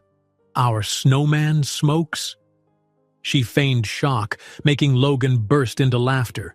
Together, they trudged back to the towering snow figure, pressing pine cones in for buttons and poking the stick arms in place. Tyler lifted Lily so she could push one cone near the top, serving as a quirky chest button. Logan insisted on placing the pipe branch right at the base of the top sphere so it jutted out like a crooked mouth. Stepping back to admire their handiwork, Lily brushed her mittens together with satisfaction. "Now he needs a name." Logan clapped. "Snowy McSnowface." Tyler bit back a laugh. "That's definitely creative." Natalie hid a grin behind her scarf. "You two are unstoppable." The children giggled at their own joke, dancing around the snowman. Then abruptly, Lily paused and turned to Tyler. "You have to take a picture. You have a phone, right?" Tyler's stomach tensed. His phone was likely dead or still searching for service. He pulled it out from the coat's interior pocket, pressing the power button. To his surprise, the battery symbol blinked at a sliver of charge. Possibly he'd turned it off last night to conserve what was left, but there was no signal. "I can take one," he said softly, "but I'm not sure I can send it anywhere from here." "That's okay," Lily insisted. "We just want to see it." Exchanging a glance with Natalie, who nodded her okay, Tyler knelt down, angling the camera so the snowman stood behind Lily and Logan. He snapped a couple of shots. The children squealed, rushing to see themselves on the screen, delighted by the silly faces they'd made. Natalie hovered nearby, hesitant. Tyler beckoned gently. "Join us?" He offered the phone. "I can try a selfie of all of us." Her cheeks colored. For a heartbeat, she looked poised to decline. But then Lily tugged on her sleeve, demanding she come closer. "Please, Mommy." With visible caution, Natalie stepped beside them, leaning in so the phone could capture the group. Tyler's heart pounded as he positioned them all, one arm extended to hold the phone. Lily and Logan each pressed against a parent's side, oblivious to the significance of that pose. Tyler snapped the photo, a bit shaky, but it caught their smiling faces, the massive snowman behind them, and the swirling gray sky overhead. When he glanced at the screen, Tyler felt a lump rise in his throat. The image looked like a family portrait, albeit an impromptu one. The twins were beaming. Natalie wore a guarded smile, and Tyler's eyes shone with a mix of awe and longing. He carefully saved the photo, tucking the phone back in his pocket. Before he could dwell on it, the wind picked up, sending a swirl of snow across the yard. Natalie's voice rose above the gust. "Time to head in, kiddos. It's getting colder." Lily and Logan groaned but obeyed, bounding toward the porch. Tyler and Natalie followed more slowly, the sense of closeness weighed down by the complex reality between them. Inside, warm air and the smell of wood smoke welcomed them. The twins peeled off coats and boots, scattering gear across the entry until Natalie nudged them to put everything away properly. Tyler helped Logan hang his coat on a peg, noticing how the boy's eyes sparkled with contentment, cheeks still rosy from the cold. Once they settled in the living room, Lily and Logan bounced onto the couch, demanding a movie or story to fill the afternoon. Natalie rummaged through a small box of DVDs, most of them animated or outdated. Tyler found himself glancing around, reflecting on how they had few luxuries, yet the house felt full of warmth. Finally, the twins agreed on an old animated film. Natalie popped it into a battered DVD player connected to a small TV set. Lily and Logan snuggled under a blanket, eyes locked on the screen. Natalie stood, crossing her arms, as if uncertain what to do next. Tyler hovered nearby, equally unsure. "Want to watch with us?" Lily piped up, noticing the adults lingering. Tyler nodded, a soft smile crossing his face. "Sure." Natalie exhaled. Then she, too, walked over. The couch was cramped, so Lily shifted onto Tyler's lap without hesitation, and Logan scooted to lean against Natalie. A wave of emotion hit Tyler as Lily relaxed against him. She smelled faintly of soap and snow. It was so simple, so normal, yet it felt monumental. The film started, bright colors and cheerful songs filling the screen. Tyler tried to focus on the storyline, but his gaze kept drifting to Lily's small head resting against his chest, and Logan's quiet absorption in the show, and Natalie's thoughtful eyes reflecting the flicker of the TV. He could sense her nerves, the question of how to navigate the future, but for the moment, they were a unit. Halfway through the movie, Lily dozed off, her breathing even and warm. Tyler cradled her gently, heart aching with tenderness. He glanced at Natalie, who regarded them with a mixture of relief and lingering apprehension. When the credits rolled, the small living area fell into a hush. Logan stretched and yawned, clearly fighting sleep. Natalie set a hand on his back, guiding him to his feet. "Why don't you go upstairs and brush your teeth, honey? You can rest a bit." He resisted at first, but a second yawn betrayed him. Nodding, he stumbled up the stairs. Natalie faced Tyler, noticing Lily's closed eyes. "I'll take her," she whispered, extending her arms. Tyler stood slowly, transferring Lily into Natalie's hold. For a second, their hands brushed, Lily's weight shifting from one parent to another. An electric current of emotion passed between them, unspoken. Then Natalie carried the sleeping child up the stairs, leaving Tyler alone in the quiet once more. He glanced at the TV's black screen, the faint DVD menu looping in the background. His mind roiled with reflections. A single day of building snowmen and watching cartoons, and already he felt so bound to these children. They had accepted him without question, not knowing the truth. If only he could protect that trust and maybe earn it in full once they learned who he was. Softly, he ejected the DVD and tidied the living room, stifling the urge to follow them upstairs to see Lily tucked in. He had no right to step across that boundary just yet. Everything depended on Natalie's sense of safety, for herself and the kids. He settled near the fireplace, coaxing another log onto the embers. This time, the flames took quickly, a small but bright blaze warming the chilly corners of the house. Tyler gazed into it, remembering how ephemeral fire can be if left untended, and thinking of how relationships too can wither if neglected. He resolved, then and there, to fight for these moments. Even if the rest of the world battered at his door with corporate demands, he wouldn't abandon Lily and Logan again. He'd adjust his life, his priorities, whatever it took. After what felt like an hour, Natalie returned to the living room, arms crossed as if shielding herself.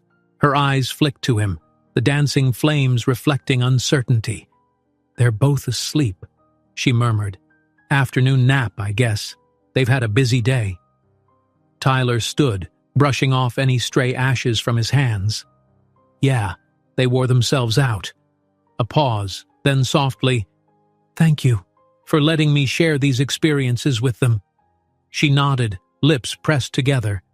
"I never expected to see you again, I'm still adjusting. He understood that. Me too, he admitted. But maybe we can figure it out. Together. A hint of acceptance flickered across her face. Let's take it day by day. The storm's not over yet. He nodded, hearing the unspoken message. One step at a time, no promises of what tomorrow might bring. But for now, day by day would have to be enough. In the dim hush of the living room, they both turned to watch the fire's soft glow.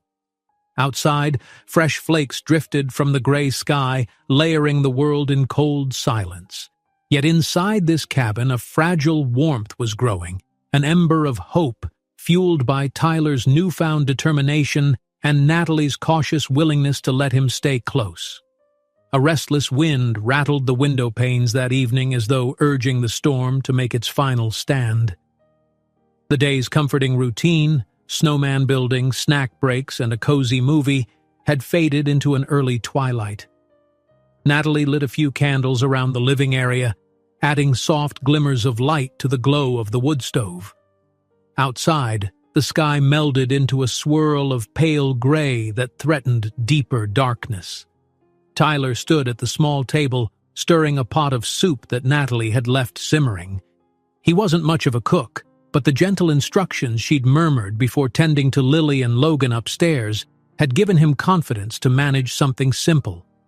The bubbling broth emitted a savory aroma of vegetables and herbs, a soothing antidote to the chill that clung to the windows. He caught a glimpse of himself in the dusty mirror above a shelf of books. His hair was slightly disheveled, cheeks still flushed from time spent outside, shoulders hunched from the day's unexpected emotional weight. This was a different version of Tyler Brennan. The man who once commanded boardrooms now found himself eager to ensure the onions didn't burn and that the children enjoyed dinner. He couldn't deny a part of him felt lighter. Perhaps in the quiet of domestic life, he was discovering something more authentic than any corporate success. Natalie returned from the twins' room, a soft smile on her face. "They're busy coloring," she said, removing her cardigan to drape it over a chair. "I think they'll be up for dinner soon." Tyler nodded, shifting the pot off the heat so it wouldn't overcook. He wiped his hands on a dish towel. "I hope I didn't ruin your recipe." She peeked into the pot, inhaling. "Smells good," she reassured him. "I trust you, at least with soup." Her tone held a hint of gentle teasing, but also a deeper meaning. She was testing how much she could trust him overall. They set the table together in companionable silence, placing mismatched bowls and spoons. Natalie retrieved the last of the bread from the pantry, and Tyler sliced it carefully. The small, mundane act felt oddly intimate, sharing tasks that belonged to a shared life, if only for a short time. Moments later, Lily and Logan scampered down the stairs, brandishing freshly colored pictures. "Look!" Lily exclaimed, thrusting hers toward Tyler. It showed a sprawling, childlike scene of the cabin, a towering snowman, and 4 stick-figure people labeled with shaky letters. Me, Logan, Mommy, and Ty R. She'd spelled his name as best she could, the letters crooked and bright. Tyler stared at the drawing, heart kicking in his chest. "This is incredible," he whispered, feeling something tighten in his throat. She'd drawn him, she'd included him as though he belonged. Logan waved his own paper, showing a snowman with a huge grin. "Mine is Snowy McSnowface. He's bigger than the house." Natalie ruffled his hair. "I see that. You two worked so hard today." She steered them toward the table with a gentle push. "Now sit and eat while the soup's hot." They perched on the chairs, Lily swinging her feet as she waited. Tyler served ladles of soup, passing bowls around. Lily sniffed hers eagerly while Logan poked a spoon into the broth, fishing for carrots. With that, the 4 of them began to eat. Steam rose from each bowl, and the little table filled with soft clinks of spoons and hushed conversation. Lily made up a story about the snowman coming to life, while Logan nodded seriously, offering suggestions of magical powers. Natalie occasionally shot Tyler an encouraging look, urging him to engage with the children's imaginative banter. And so he did, weaving in details about the snowman's secret kingdom beyond the forest, inventing small bits that made the twins gasp with delight. The tension that had clouded the air between him and Natalie the day before seemed to recede, replaced, at least for this moment, by a fragile, shared warmth. After dinner, Lily insisted on helping with dishes. She stood on a step stool by the sink, passing rinsed plates to Tyler, who carefully dried them. Logan, less interested in chores, retreated to the living room floor, where he spread crayons across a sheet of blank paper. Natalie supervised from the side, occasionally directing Lily's soapy hands to avoid dropping a plate. When the kitchen was tidy, Tyler stepped back, quietly observing the scene. The small glow of the lamp and stove made the cabin feel cocooned in safety. Lily giggled at some silly bubble formation in the water, while Natalie's face softened into a tender grin. He realized with a pang that this scene had been repeated countless times, Natalie and the twins forging a life in these rustic rooms. He felt at once an intruder and a missing puzzle piece. Natalie must have sensed his reflective mood. She turned off the faucet and gently motioned Lily down from the stool. "All right, Munchkin, off to play or read with Logan before bed." Lily obliged, skipping away. Then Natalie caught Tyler's gaze. "Thank you for helping with dinner, and well, for being so patient with them." He shook his head.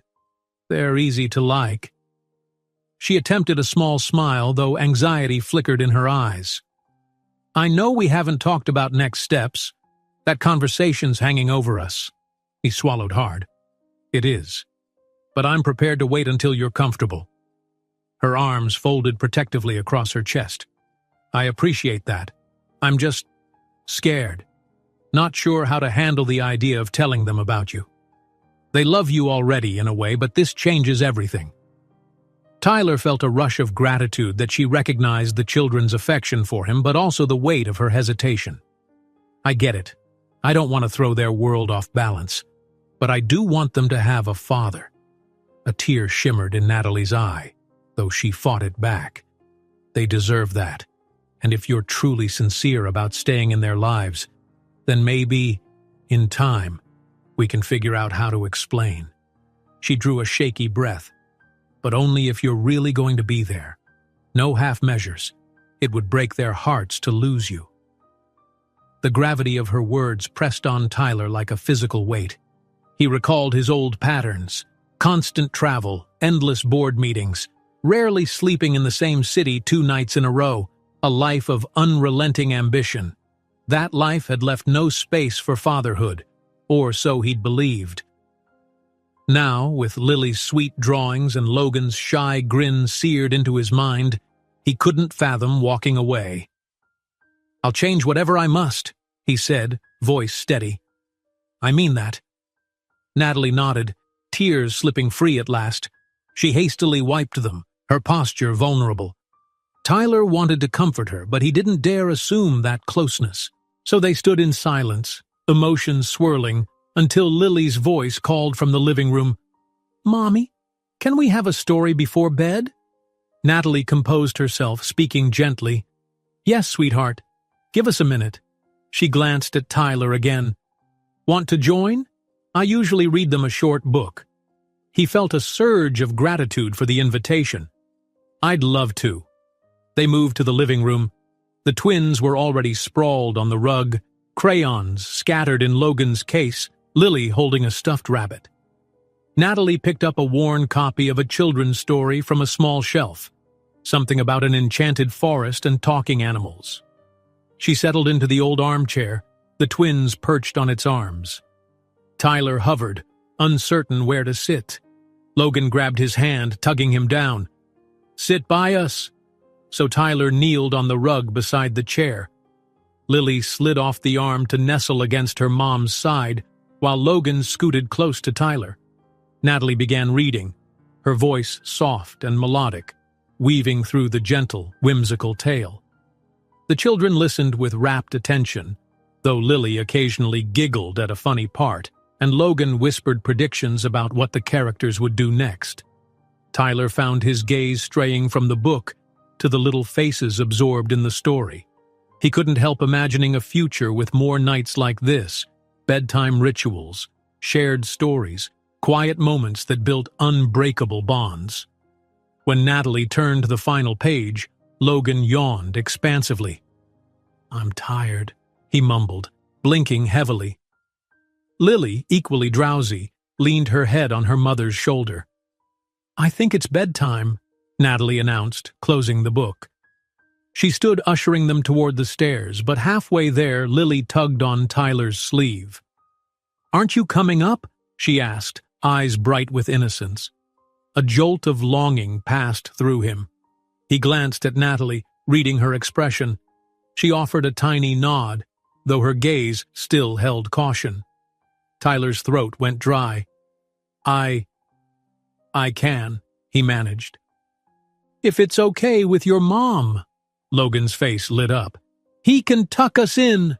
Natalie cleared her throat, forcing a lightness to her voice. "All right, but just for a moment, then it's lights out." Tyler followed them up the narrow staircase, heart pounding. The twins' bedroom was small, walls adorned with crayon drawings of houses, flowers, and recently, their new snowman. 2 small beds stood on opposite sides, each with blankets in cheery prints. Lily jumped onto hers, hugging her stuffed rabbit. Logan climbed onto his bed, glancing back to ensure Tyler was near. Natalie hovered in the doorway, letting the children have their moment. Lily demanded a hug from Tyler, which he gave gently, her arms wrapping around his neck in a way that made his chest tighten with overwhelming emotion. Then Logan offered a fist bump, which made Tyler grin. "Night, Tyler," the boy said, using that charming, slightly incorrect version of his name. "Good night," Tyler murmured, voice thick. "Sweet dreams, you two." Natalie stepped in to pull up their blankets, pressing kisses to each forehead. Lily's eyes fluttered closed while Logan shifted to get comfortable. The quiet whir of the small space heater in the corner provided a soft hum. With the children settling in, Tyler and Natalie slipped out, shutting the door until only a sliver of light from the hallway remained. Back on the landing, they exchanged a look that contained more than words could say: gratitude, uncertainty, and a bond forged in secrecy.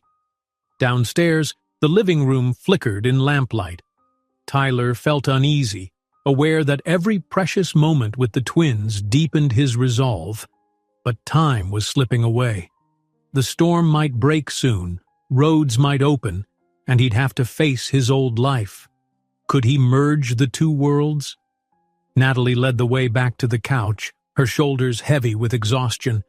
She sank onto the cushions, gesturing for him to sit as well. For a while they simply sat, each lost in private thoughts. Then she said softly, "You were good with them. They adore you already." His throat constricted. I adore them too." She folded her hands, eyes downcast. "So what happens next? The storm can't last forever." A chill passed through Tyler, but he clasped his hands together. "We'll figure it out. If I can get a tow and my car running, I have responsibilities back in the city, but I won't disappear. I promise." She gave a shaky nod. "Then maybe you should come back. Spend weekends here, or let us come to see you when we can, slowly introduce them to the truth." He leaned forward, hope surging in his chest. "I'd love that." "And if you break that promise," she whispered, eyes shining with the threat of tears, "don't you dare come back." The gravity of her words sent a jolt through him. He covered her hand with his, a cautious yet earnest gesture. "I understand. I won't let them, or you, down. I swear." She inhaled unsteadily but didn't pull away. The glow of the fireplace revealed the depth of her ambivalence, wanting to trust, afraid to hope. Yet for the first time, Tyler sensed an acceptance that maybe, just maybe, this unplanned family could find a path forward. They sat like that for what felt like hours, the hush of the sleeping children upstairs, a gentle reminder of all that was at stake. The wind outside battered at the shutters, and the embers in the stove burned steadily. Eventually, Natalie let out a trembling sigh, slipping her hand free. "It's late," she murmured. "We should both rest." Tyler rose, nodding. "Good night, Natalie." She hesitated, as though wanting to say more, but simply replied, "Good night, Tyler," and turned toward her bedroom. Left alone, he hovered by the dying fire, adding one more log so the house would stay warm for his sleeping children. Then he settled onto the couch, heart filled with a tender ache. Tomorrow might bring clearer roads and 1,000 questions, but for now, he held on to the promise he'd made to be here, truly and fully, as a father. Outside, the snow still fell, covering the world in soft white. But inside the cabin, a fragile thread of trust bound them all. Tyler closed his eyes, letting that quiet hope fill his dreams, as if each snowflake's descent spelled out a new beginning, one he was determined not to waste. By the time Tyler opened his eyes, the storm's fury had finally abated, giving way to a bright but frigid morning. Pale sunlight streamed in through the cabin windows, revealing a world transformed. The snow lay in massive drifts, its surface glinting under the crisp winter sky. He sat up on the couch, blinking away remnants of sleep. For a moment he wondered if everything from the past 2 days had been a dream. The broken SUV, Natalie, Lily, Logan. But then he caught sight of a child's crayon drawing pinned to the wall near the staircase, depicting the oversized snowman and 4 figures, one labeled Ty-RR. A gentle ache of reality settled in. The house was quiet, save for the faint pop of the wood stove and the muffled hum of the refrigerator. Gingerly, Tyler folded the blanket and rose, stretching his stiff muscles. He spotted a note on the kitchen table, weighted down by a salt shaker. "Went to gather extra firewood with Lily and Logan. Didn't want to wake you. Be back soon. Natalie." He exhaled, feeling both relief that they hadn't vanished and regret at missing an early opportunity to help. Stranded though he might still be, at least now the snow looked more negotiable. The battered phone in his pocket still showed no bars of service. He decided that once Natalie returned, he'd try walking up the road a bit to see if he could locate a signal, or maybe the main route had been plowed overnight. But first he tidied the living area, folding the children's blankets and straightening the scattered crayons on the floor. There was no reason to let Natalie shoulder all the burdens. As he collected Lily's scribbled drawings and Logan's half-finished puzzle, his chest tightened with unfamiliar warmth. These everyday tasks rooted him in their life, even if he still felt like an interloper. Moments later, he heard muffled voices outside, followed by the squeak of boots on the porch. The cabin door swung open, revealing Natalie, cheeks rosy from the cold, carrying a bundle of firewood. Lily trailed right behind, hugging an armload of smaller kindling, while Logan dragged a small sled stacked with more logs. "Need some help?" Tyler offered, moving forward immediately. Natalie nodded, breath puffing in white clouds. "If you can stack what Lily and Logan brought, that'd be great. I'll take these bigger pieces to the shed." Tyler scooped up the kindling from Lily's arms, laughing when she insisted on carrying just one more chunk herself. Meanwhile, Logan grinned at Tyler and declared, "We're the best wood-getters in the world."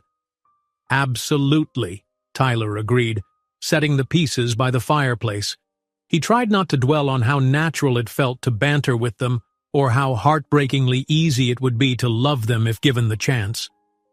Once the logs were sorted and stacked near the hearth, Lily and Logan shed their snowy boots, bounding upstairs to wash up. Tyler watched them go, feeling an ache in his chest, equal parts joy and longing. He turned to find Natalie studying him, her expression thoughtful. "They were excited to show you they could haul wood," she said, a note of fondness in her voice. "They've always been eager to prove they're capable." "They're amazing," Tyler said simply, meeting her gaze. Then he cleared his throat, gesturing toward the window. "I was thinking I might walk up the road, check on my SUV. Maybe the route's been plowed enough for a tow truck." Natalie nodded, adjusting her scarf. "That's a good idea. I have a shovel you could bring in case it's buried. But the main roads might still be tricky." He gave a determined shrug. "I'd like to see what's possible. I'll be careful." She hesitated, glancing at the stairs where the children's chatter echoed faintly. "All right. Let me know if you need help. I can't leave Lily and Logan alone for too long, but if it's manageable, maybe we'll come out with the sled and bring you supplies." "Thank you," he murmured. There was so much more he wanted to say, about how he dreaded leaving them, how he yearned to secure a plan for returning. But first, he needed to see if leaving was even feasible. Natalie fetched a small, sturdy shovel from the porch while Tyler donned his coat, gloves, and a borrowed knit cap. Lily and Logan poked their heads down the stairs, wide-eyed. "Where are you going?" Lily asked, concern etching her features. "To check on my car," Tyler explained gently. "It's stuck on the road a little ways from here. I'll be back soon." Logan's brow furrowed. "You'll come back, right?" Something knotted in Tyler's gut. He stepped closer, ruffling the boy's hair.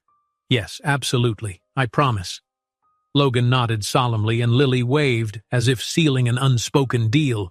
With a final glance at Natalie, whose expression flickered with relief, Tyler stepped outside. The cold hit him sharply, but the day was clear, sunlight reflecting blindingly off the snow. Drifts rose high in places, though a few hours of calmer weather had let them settle. He trudged along, shovel in hand, scanning the landscape for recognizable landmarks. The road, barely visible beneath layers of white, wound ahead. Tyler felt each breath crystallizing in the frigid air. As he walked, he thought of Lily's drawings, of Logan's earnest smiles. An urgency propelled him forward. He couldn't vanish from their lives again. After about half a mile, the road straightened, and he spotted the silhouette of his SUV. Relief coursed through him. The vehicle's roof poked out of a mound of snow, likely up to the doors in ice. No plow had come this way yet. Only wind-blown drifts covered the route. He had his work cut out for him. Setting the shovel down, Tyler tested his phone. Still no signal. He grimaced. So much for calling a tow truck. Unless the county plows arrived soon, he'd be stuck waiting. With a resigned sigh, he began clearing the snow around the vehicle's doors, trying to dig it free. Each shovelful was heavier than it looked, a mix of dense powder and frozen layers. His arms strained, but he pushed through, determined to at least reach the engine. Time blurred as he worked, breathing ragged in the frosty air. Soon he managed to expose the driver's door enough to wrench it open. Cold air rushed inside. The SUV's interior was frigid. He fumbled for the key, trying the ignition. Nothing but a feeble click. The battery was dead, and the tank was likely close to empty after repeatedly trying to start it. He slumped into the driver's seat, scanning the console. No surprise. He'd need both a jump and fuel, plus a plowed road to escape. That was beyond what he could fix solo. Tyler exhaled, pulling out his phone again in one last hopeful attempt. Still no signal.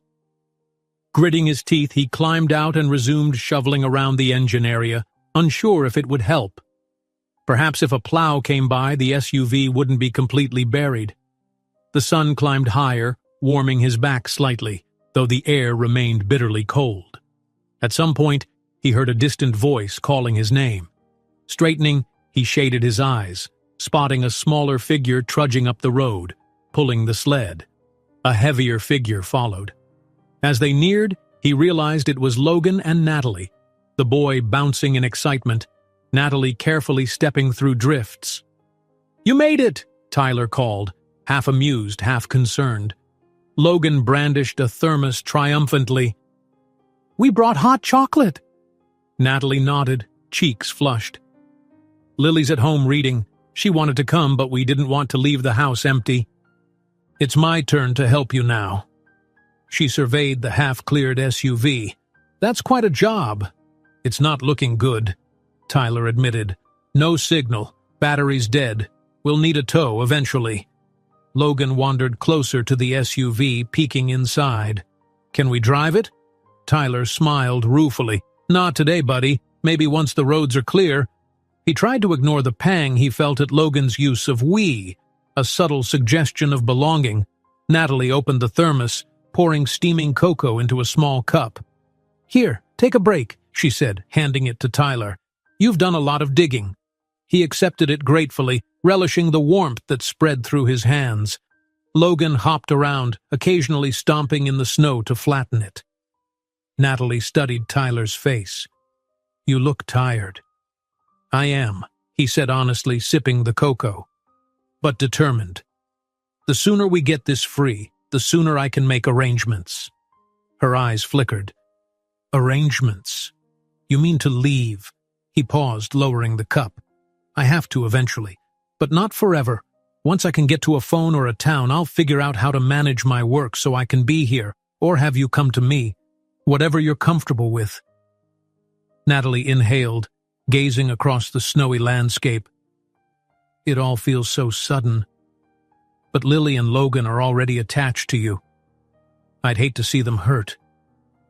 He set a hand gently on her shoulder, ignoring the prickle of anxiety that told him she might push him away. "I know," he murmured. "I won't abandon them again, I promise." She studied his eyes, searching for any hint of deception. Perhaps satisfied with what she found, she gave a small nod. "Okay." They moved in sync then, working side by side, clearing more snow from around the SUV. Logan cheered them on, occasionally poking at frosty lumps with a smaller shovel. The sun climbed, shining brightly on the vast white expanse, though the temperature remained brutally cold. At one point, a distant grinding noise made them all turn. Tyler shielded his eyes, spotting a shape at the far end of the road. A snowplow? He stiffened with hope, but it vanished behind a line of trees, uncertain if it would come this far. They waited, but the sound didn't return. Likely it was clearing another route. With a sigh, Tyler resumed shoveling. Eventually, he had the SUV's wheels and undercarriage mostly free. He tried to push, but the tires wouldn't budge an inch without power. Logan pointed to the horizon. "It's almost lunchtime," he said, as though reading the sun's position. "We should go back and eat." Tyler straightened, rubbing his stiff arms. "That's probably wise. I don't think we can do much more here without a jump start or a phone call." Natalie took the shovel from him, nodding. "Let's head home. No point in freezing ourselves for nothing." They trudged back down the road, the mound of white behind them forming a silent barrier. Tyler's mind spun with possible solutions. Maybe he could hike to town, find a landline, call for service. But that could mean hours away from the cabin and the children. He decided to see how the rest of the day panned out before making a decision. Logan skipped ahead, occasionally tripping in the drifts, each slip followed by a burst of laughter. Natalie shook her head, amused. Tyler admired her composure, how she navigated single parenthood with grace despite the hardships. A sense of admiration mingled with guilt. She'd done so much alone. By the time they reached the cabin, Lily was waiting by the window, her face lighting up when she saw them approach. She opened the door and urged them inside, hands flapping with excitement. "You're back." "We are," Logan announced, dragging the sled into the entry. "Did you finish reading your book?" Lily bobbed her head. "Yeah, and I drew you a new picture, She corrected herself shyly, smiling up at him. Warmth flooded Tyler's chest. "I can't wait to see it." He hung up his coat, listening to the children chatter about what they might do next. Meanwhile, Natalie unwrapped her scarf, giving Tyler a look that said she remembered their conversation by the SUV. Slowly, the pieces of a new routine were falling into place, even though an entire day's effort hadn't freed him from the snow. Gathering them around the kitchen table, Natalie served sandwiches made from the last of the bread and some canned tuna. The meal was simple, but the camaraderie felt profound. As Lily babbled about her storybook and Logan described his big shovel moves, Tyler felt an intense wave of contentment. Yes, he had responsibilities outside this cabin, but this moment, here, with them, felt more important than anything else. Each passing hour cemented his resolve. He would leave, but not for long, and not without a plan to return. He caught Natalie's eye, offering a small, private smile. She returned it tentatively, understanding on some level that their partnership had begun, no matter how fragile. Outside, the snow-laden forest stretched in silent vigil. Inside, 4 people gathered over a modest lunch, forging bonds that no storm could undo. The future remained uncertain, but Tyler could feel it, bright as sunlight on fresh snow, a chance for forgiveness, for belonging, for a kind of love he never knew he needed. Twilight descended slowly, painting the cabin windows in a gradient of bruised purple and orange. Clouds bunched across the horizon as though debating another snow shower, but for now, the winds held back. Inside, Tyler knelt by the hearth, gently prodding dying embers and adding a small log to keep warmth in the living room. A hush filled the space. The twins were upstairs, immersed in a picture book, and Natalie was in the kitchen, rummaging for dinner possibilities. He rose, stretching his back, feeling a pleasant ache in his shoulders from hours spent shoveling and hauling wood. In the subdued glow of the lamps, the cabin looked more lived-in than ever, cozy, personal, with a jumble of crayons and half-finished drawings near the sofa. He couldn't stop the subtle smile that touched his lips. The mundane had never felt so precious. Natalie stepped into the living area, setting a hand on her hip. "We're running low on bread and fresh ingredients," she remarked, forcing a lightness to her tone. "But we can manage a simple stew with canned tomatoes and potatoes." "That works for me," Tyler replied. He paused, hesitating before adding softly, "I can head to town tomorrow morning if the roads allow. Try to restock, maybe call a tow service." She nodded, a shadow flickering in her eyes. "That's probably necessary, but—" Her gaze flicked to the staircase. "If you do, please be careful. It's a long walk to the main road and you'll be out of phone range most of the way." Tyler understood her underlying fear that he might not return, or that in leaving, he would slip away from the fragile connection they'd forged. He approached, voice low with assurance. "I promise I'll come back the same day. I'm not vanishing on you or the kids." Something in her posture eased. "Thank you." He inhaled deeply, pushing aside the knot of worry in his stomach. "Anyway, is there anything I can do to help with dinner?" She offered a slight smile. "You could peel the potatoes if you don't mind. There's a peeler on the countertop." "Consider it done," he said with a half salute, heading into the small kitchen. His movements felt so natural, rolling up his sleeves, scrubbing potatoes, then slicing them with measured care. He thought about how, in his old life, he never would have done something so routine or domestic. Now he found it oddly grounding. Halfway through, Lily and Logan trooped downstairs. Lily rubbed her eyes. "We finished the book," she declared proudly, hopping in place. Logan nodded agreement, then peered around the kitchen door. "What are you making?" he asked, voice edged with curiosity. "Stew," Tyler answered, brandishing the potato peeler in a goofy way, making the boy grin. "I'm the official potato peeler now." Logan giggled, pushing the door open wider. "I can help?" "Maybe not with this sharp peeler," Natalie interjected, stepping in to ruffle his hair. "But you can set the table. Remember how to place forks and spoons?" Logan accepted the task eagerly, grabbing Lily's hand to enlist her help. They scampered into the living room to gather utensils from a small cabinet, while Natalie glided to Tyler's side. She lowered her voice. "They're making you part of the routine. Usually they grumble about setting the table."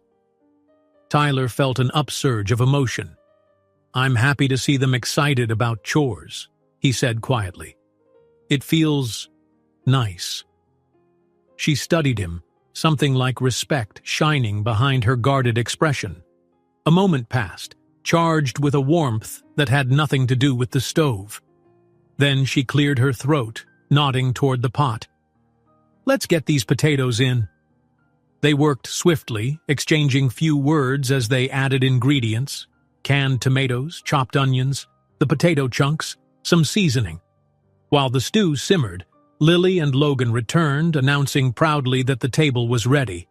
Tyler followed them into the living area, finding 4 mismatched plates arranged neatly, each with a fork and spoon. The twins even placed napkins, though somewhat crooked. Natalie appeared, ladle in hand, beckoning the children. "All right, time to eat." They gathered around the table, the cramped space feeling comfortingly intimate. Tyler poured water into their cups, and then Natalie served stew in each bowl. Steam curled upward, carrying a savory aroma that made Logan wiggle in anticipation. Lily used her spoon to tap lightly on the bowl's rim as if conducting a silent orchestra. Dinner began with the usual chatter. Lily describing the pictures in their latest book, Logan quizzing Tyler about city life, "Is your building bigger than the snowman?" and Natalie occasionally interjecting with reminders about table manners. Tyler found himself grinning throughout, embracing every silly question or comedic moment when Lily dribbled stew.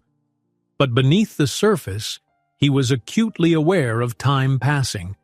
He'd likely be on his way to the main road tomorrow, trying to arrange a phone call or hitch a ride. This could be his last evening alone with them in the cabin, at least for a while. That thought clutched at him, mingling loss with gratitude. After dinner, the twins scurried off to play with their crayons and stuffed animals, leaving Tyler and Natalie to clear the table. As they washed dishes side by side, he sensed her growing pensive. The drone of water and clink of dishes against the sink filled the silence until she finally spoke. "Have you decided what you'll do, long-term?" she asked, voice low. "I mean, once you can call your office or get your car fixed." Tyler set a rinsed plate on the drying rack, choosing his words carefully. "My immediate plan is to handle any urgent work tasks, then ensure I spend time here, or bring you and the twins to the city, if that feels right. One step at a time." She nodded, shutting off the tap. "I'm not sure how they'd handled the city. They've never left this area." He dried his hands on a towel, turning to face her. "We can talk about it together. I won't make any unilateral decisions. The important thing is, I'm not going back to living as if they don't exist." Her gaze flicked to the living room where Lily and Logan sprawled on the rug, coloring pages of fantastical creatures. A tremor passed through Natalie's voice. "They really like you, Tyler. Every time you leave the room, they wonder if you're coming back."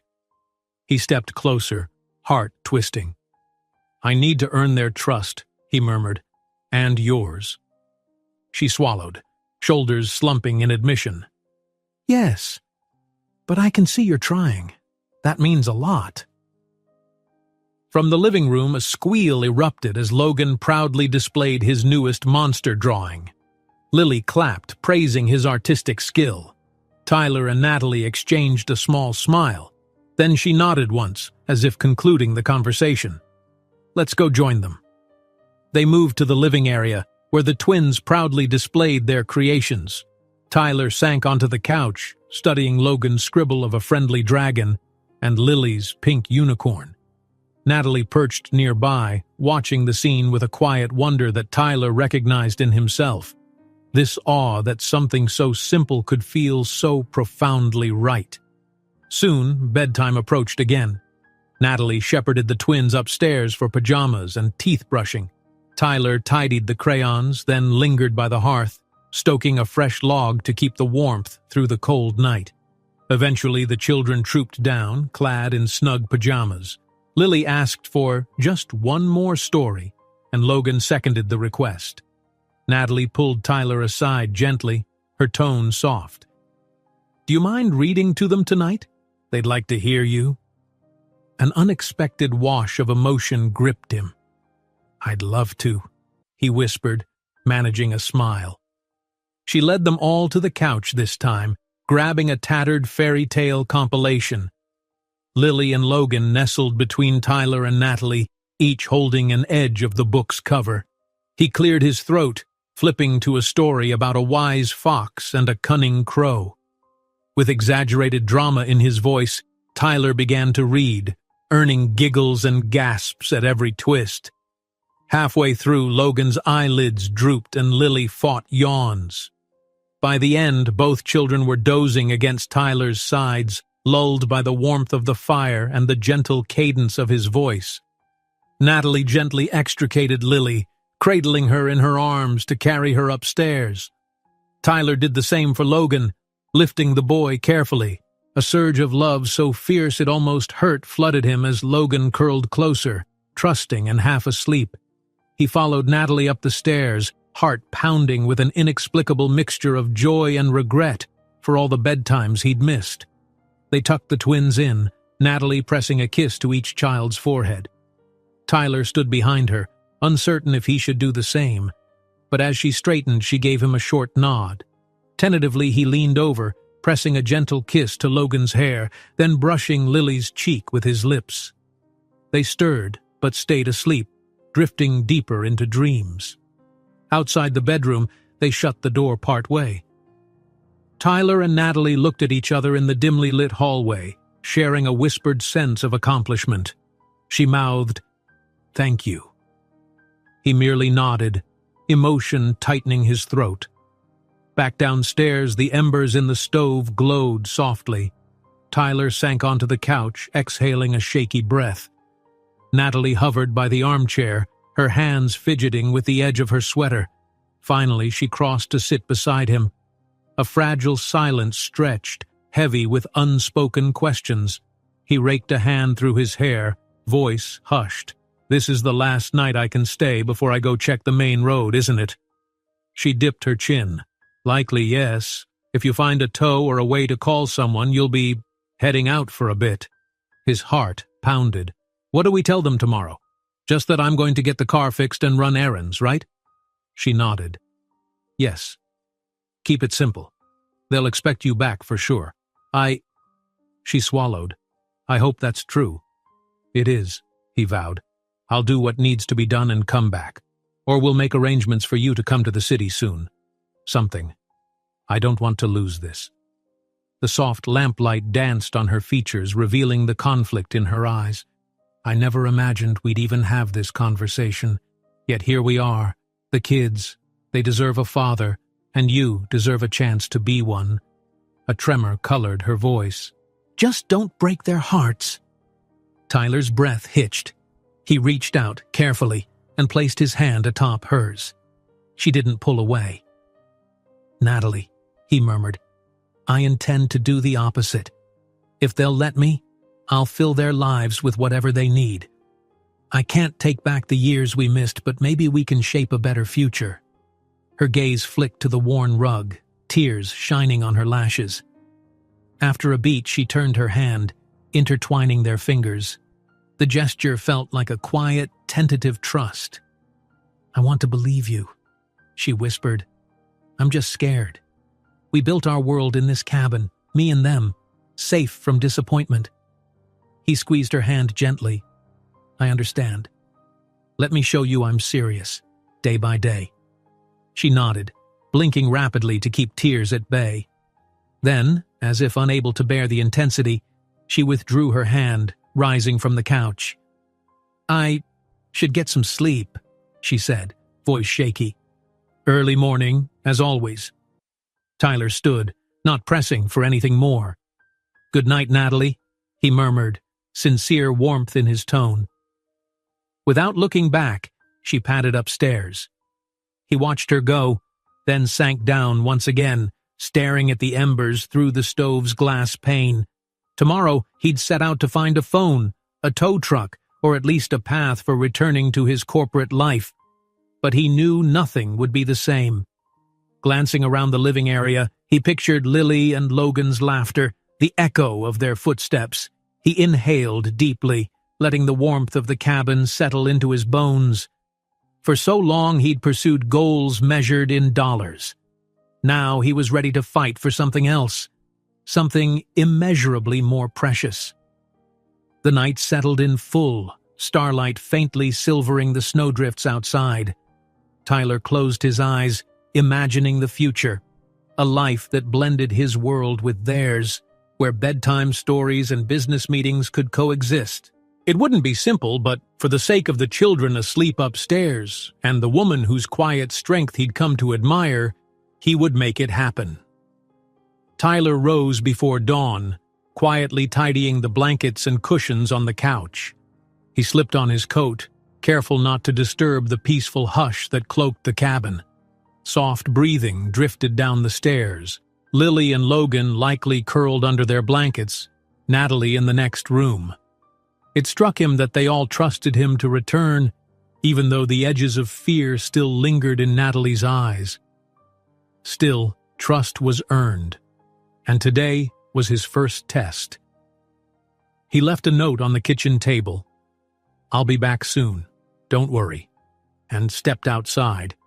The morning air hit him like a frosty slap, crisp and sharp, but the sky was clear, strewn with a ribbon of pink and gold where the sun would soon rise. He took a steadying breath, forging his way along the road he'd cleared the day before, determined to find the nearest scrap of civilization. His phone remained useless in terms of signal, so the only solution was walking until he reached a plowed intersection or a neighbor's property. The snow creaked with each step, the drifts still waist-high in spots. He'd never grown up in a rural area, never learned the simple endurance it took to survive such winters. As he trudged on, he thought of Natalie and the twins hauling firewood, shoveling paths, making do with the bare essentials.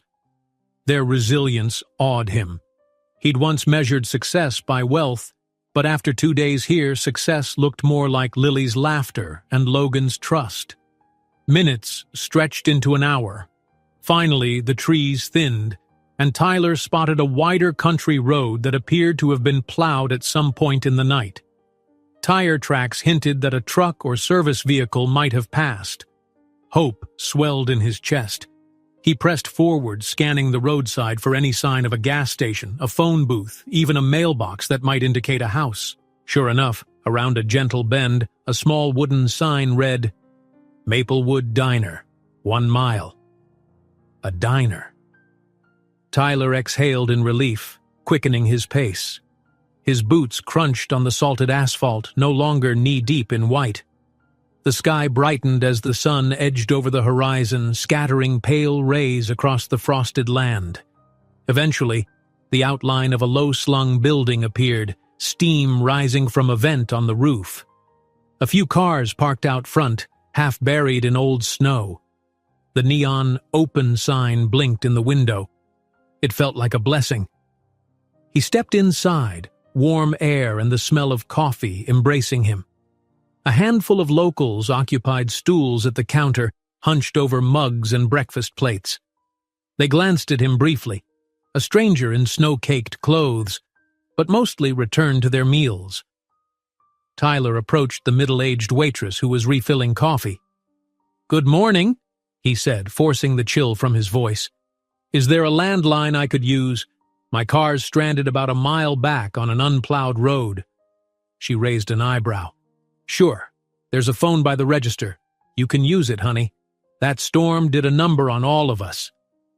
Tyler thanked her and slipped around the counter, picking up the ancient rotary phone. The dial tone comforted him. Finally, a way to reach the outside world. He called a local towing company first, explaining the location of his SUV. They promised to send a truck by midday if the roads weren't impassable. Next, he dialed his assistant's cell. The line rang a few times. Then a harried voice. "Mr. Brennan? Is that you? We've been trying to reach you." Tyler cut in gently. "Yes, it's me. I've been stuck in a remote area, no signal. Listen, update me on anything urgent, then clear my calendar for the next few days." "Sir?" The assistant sounded stunned. "We have multiple deals pending signatures. Investors." "I know," Tyler said firmly. "Push them back. Reschedule. I'll call in for key meetings, but I won't be returning to the office this week. Understood?" A pause. "Yes, Mr. Brennan. Are you all right?" Tyler felt a surge of calm. "I'm fine. Just give me some time." I'll handle what I can remotely." He rattled off a few more instructions, feeling decades of ingrained corporate habits pressing him to jump back in with both feet. But he resisted. The children's faces, his children, flashed in his mind. "I'll be in touch," he concluded, then hung up. He stood there a moment, letting the significance sink in. He'd just reprioritized everything. For once, the business would adapt to him, not the other way around. His limbs still shook from cold and adrenaline, so he made his way to the diner's counter and ordered a coffee. The waitress filled a chipped mug to the brim. He thanked her and drank, welcoming the warmth that spread through his body. Over the hum of the diner, he overheard local farmers talking about the storm's aftermath: downed trees, blocked roads. One mentioned that a main route was nearly cleared, so essential services should resume soon. Tyler paid for his coffee and asked the waitress if she had any groceries to spare, bread, milk, or fresh fruit he could buy at a markup. She eyed him curiously but shrugged. "We get our supplies delivered once a week. Driver's supposed to come tomorrow if the roads stay open." He nodded, disappointed but not surprised. "All right, thanks. My friends back at the cabin are running low." She pointed to a small convenience store sign across the street, half buried in snow. "Try that place. If they manage to open, you might find something." Tyler headed outside, bracing against the renewed chill. The convenience store was indeed open, though the shelves were sparse. He snagged a few cans of soup, a loaf of bread, some dried fruit, and a carton of eggs. A friendly clerk helped him with a makeshift paper bag. Tyler also grabbed a small bag of candy for the twins, grinning to himself at the thought of Lily's delight and Logan's wide-eyed glee. With his purchases in hand, he began the trek back. The walk was grueling, miles through cold air, carrying groceries and trudging in boots still damp from before. But each step felt purposeful. This time, returning to the cabin meant returning to a family, a real one. He reached the bend where unplowed snow resumed and paused, momentarily overwhelmed by the drifted path. Then he forged on, falling into a slow, steady rhythm. Sunlight glinted off the white expanse, almost blinding him, but he kept going, breath puffing in labored bursts. Every so often, he stopped to rest, leaning on a tree trunk, determined not to freeze or exhaust himself. Finally, after what felt like hours, the familiar shape of the cabin's roof rose into view between the pines. Relief washed over him.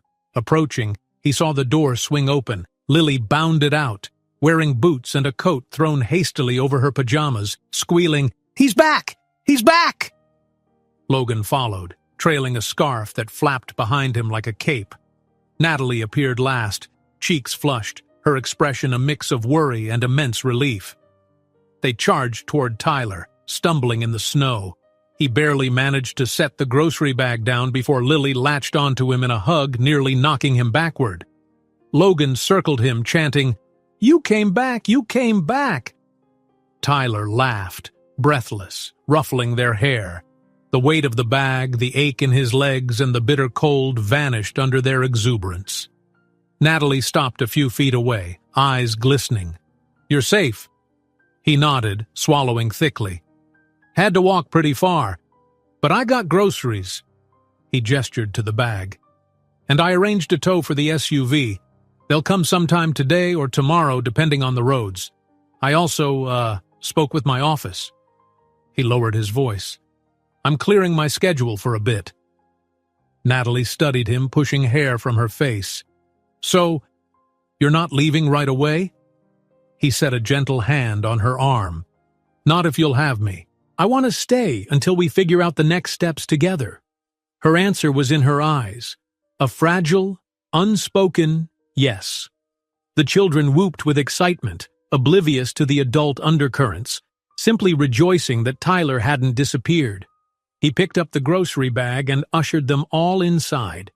In the kitchen, Lily marveled at the loaf of bread and eggs. Logan fixated on the candy. Natalie helped him unpack, shaking her head in bemusement at his trek. When everything was stored, Lily demanded an immediate sandwich. Natalie teased her for being impatient, but Tyler intervened with a grin. "We can celebrate," he said, producing the small candy bag. The twins cheered, rummaging for their favorite sweets. Later that afternoon, the roar of an engine announced the tow truck's arrival. Tyler and Natalie walked to the main road together, guiding the driver to where the SUV sat. The driver was a grizzled local who recognized Natalie. He'd once serviced her grandpa's pickup, apparently. With a friendly nod, he attached the SUV to his truck's winch, slowly dragging it onto the plowed track. Tyler exchanged contact information, arranged for repairs in a nearby town. Then, with a wave, the tow truck rumbled away. Standing in the newly cleared road, Tyler turned to Natalie. "It's done, I guess," he said, exhaling. "I can come and go more easily now, but I'd rather stay for a bit." A hush settled between them. Natalie shifted her weight, scanning the frosty landscape. "They'll want you here," she said softly. "And I think I do too." The admission cost her something, but relief also shimmered in her gaze. Tyler found her hand, lacing their fingers gently. "Then let me. I'll help. Keep building trust, until we're ready to tell Lily and Logan the truth." She nodded, tears threatening. "All right." They trudged back to the cabin side by side, forging a path through the fresh tire tracks left by the tow truck. As they rounded the porch, Logan and Lily burst out, clamoring for Tyler to admire their latest crayon creations. He knelt, praising each scribbled masterpiece, while Natalie watched, arms folded, eyes moist with an emotion that glowed with hope. For the first time, Tyler understood what it meant to truly belong. Not in a boardroom or a penthouse, but here, in a place where his children's laughter echoed against wooden walls and a woman's guarded heart slowly opened. He imagined telling them, gently, that he was their father, seeing the surprise on Lily's face, the wonder in Logan's eyes. That day would come, and he would be ready. Even as dusk approached and the cold grew sharper, the cabin radiated warmth, because together they were no longer strangers amid a snowstorm. They were something closer to family, woven by compassion, trust, and second chances. And no matter how many storms came their way, Tyler knew he would stand by them, one day at a time, one step toward a future illuminated by the simplest and deepest form of love. If you enjoyed this story, don't miss the next one. Just click on the screen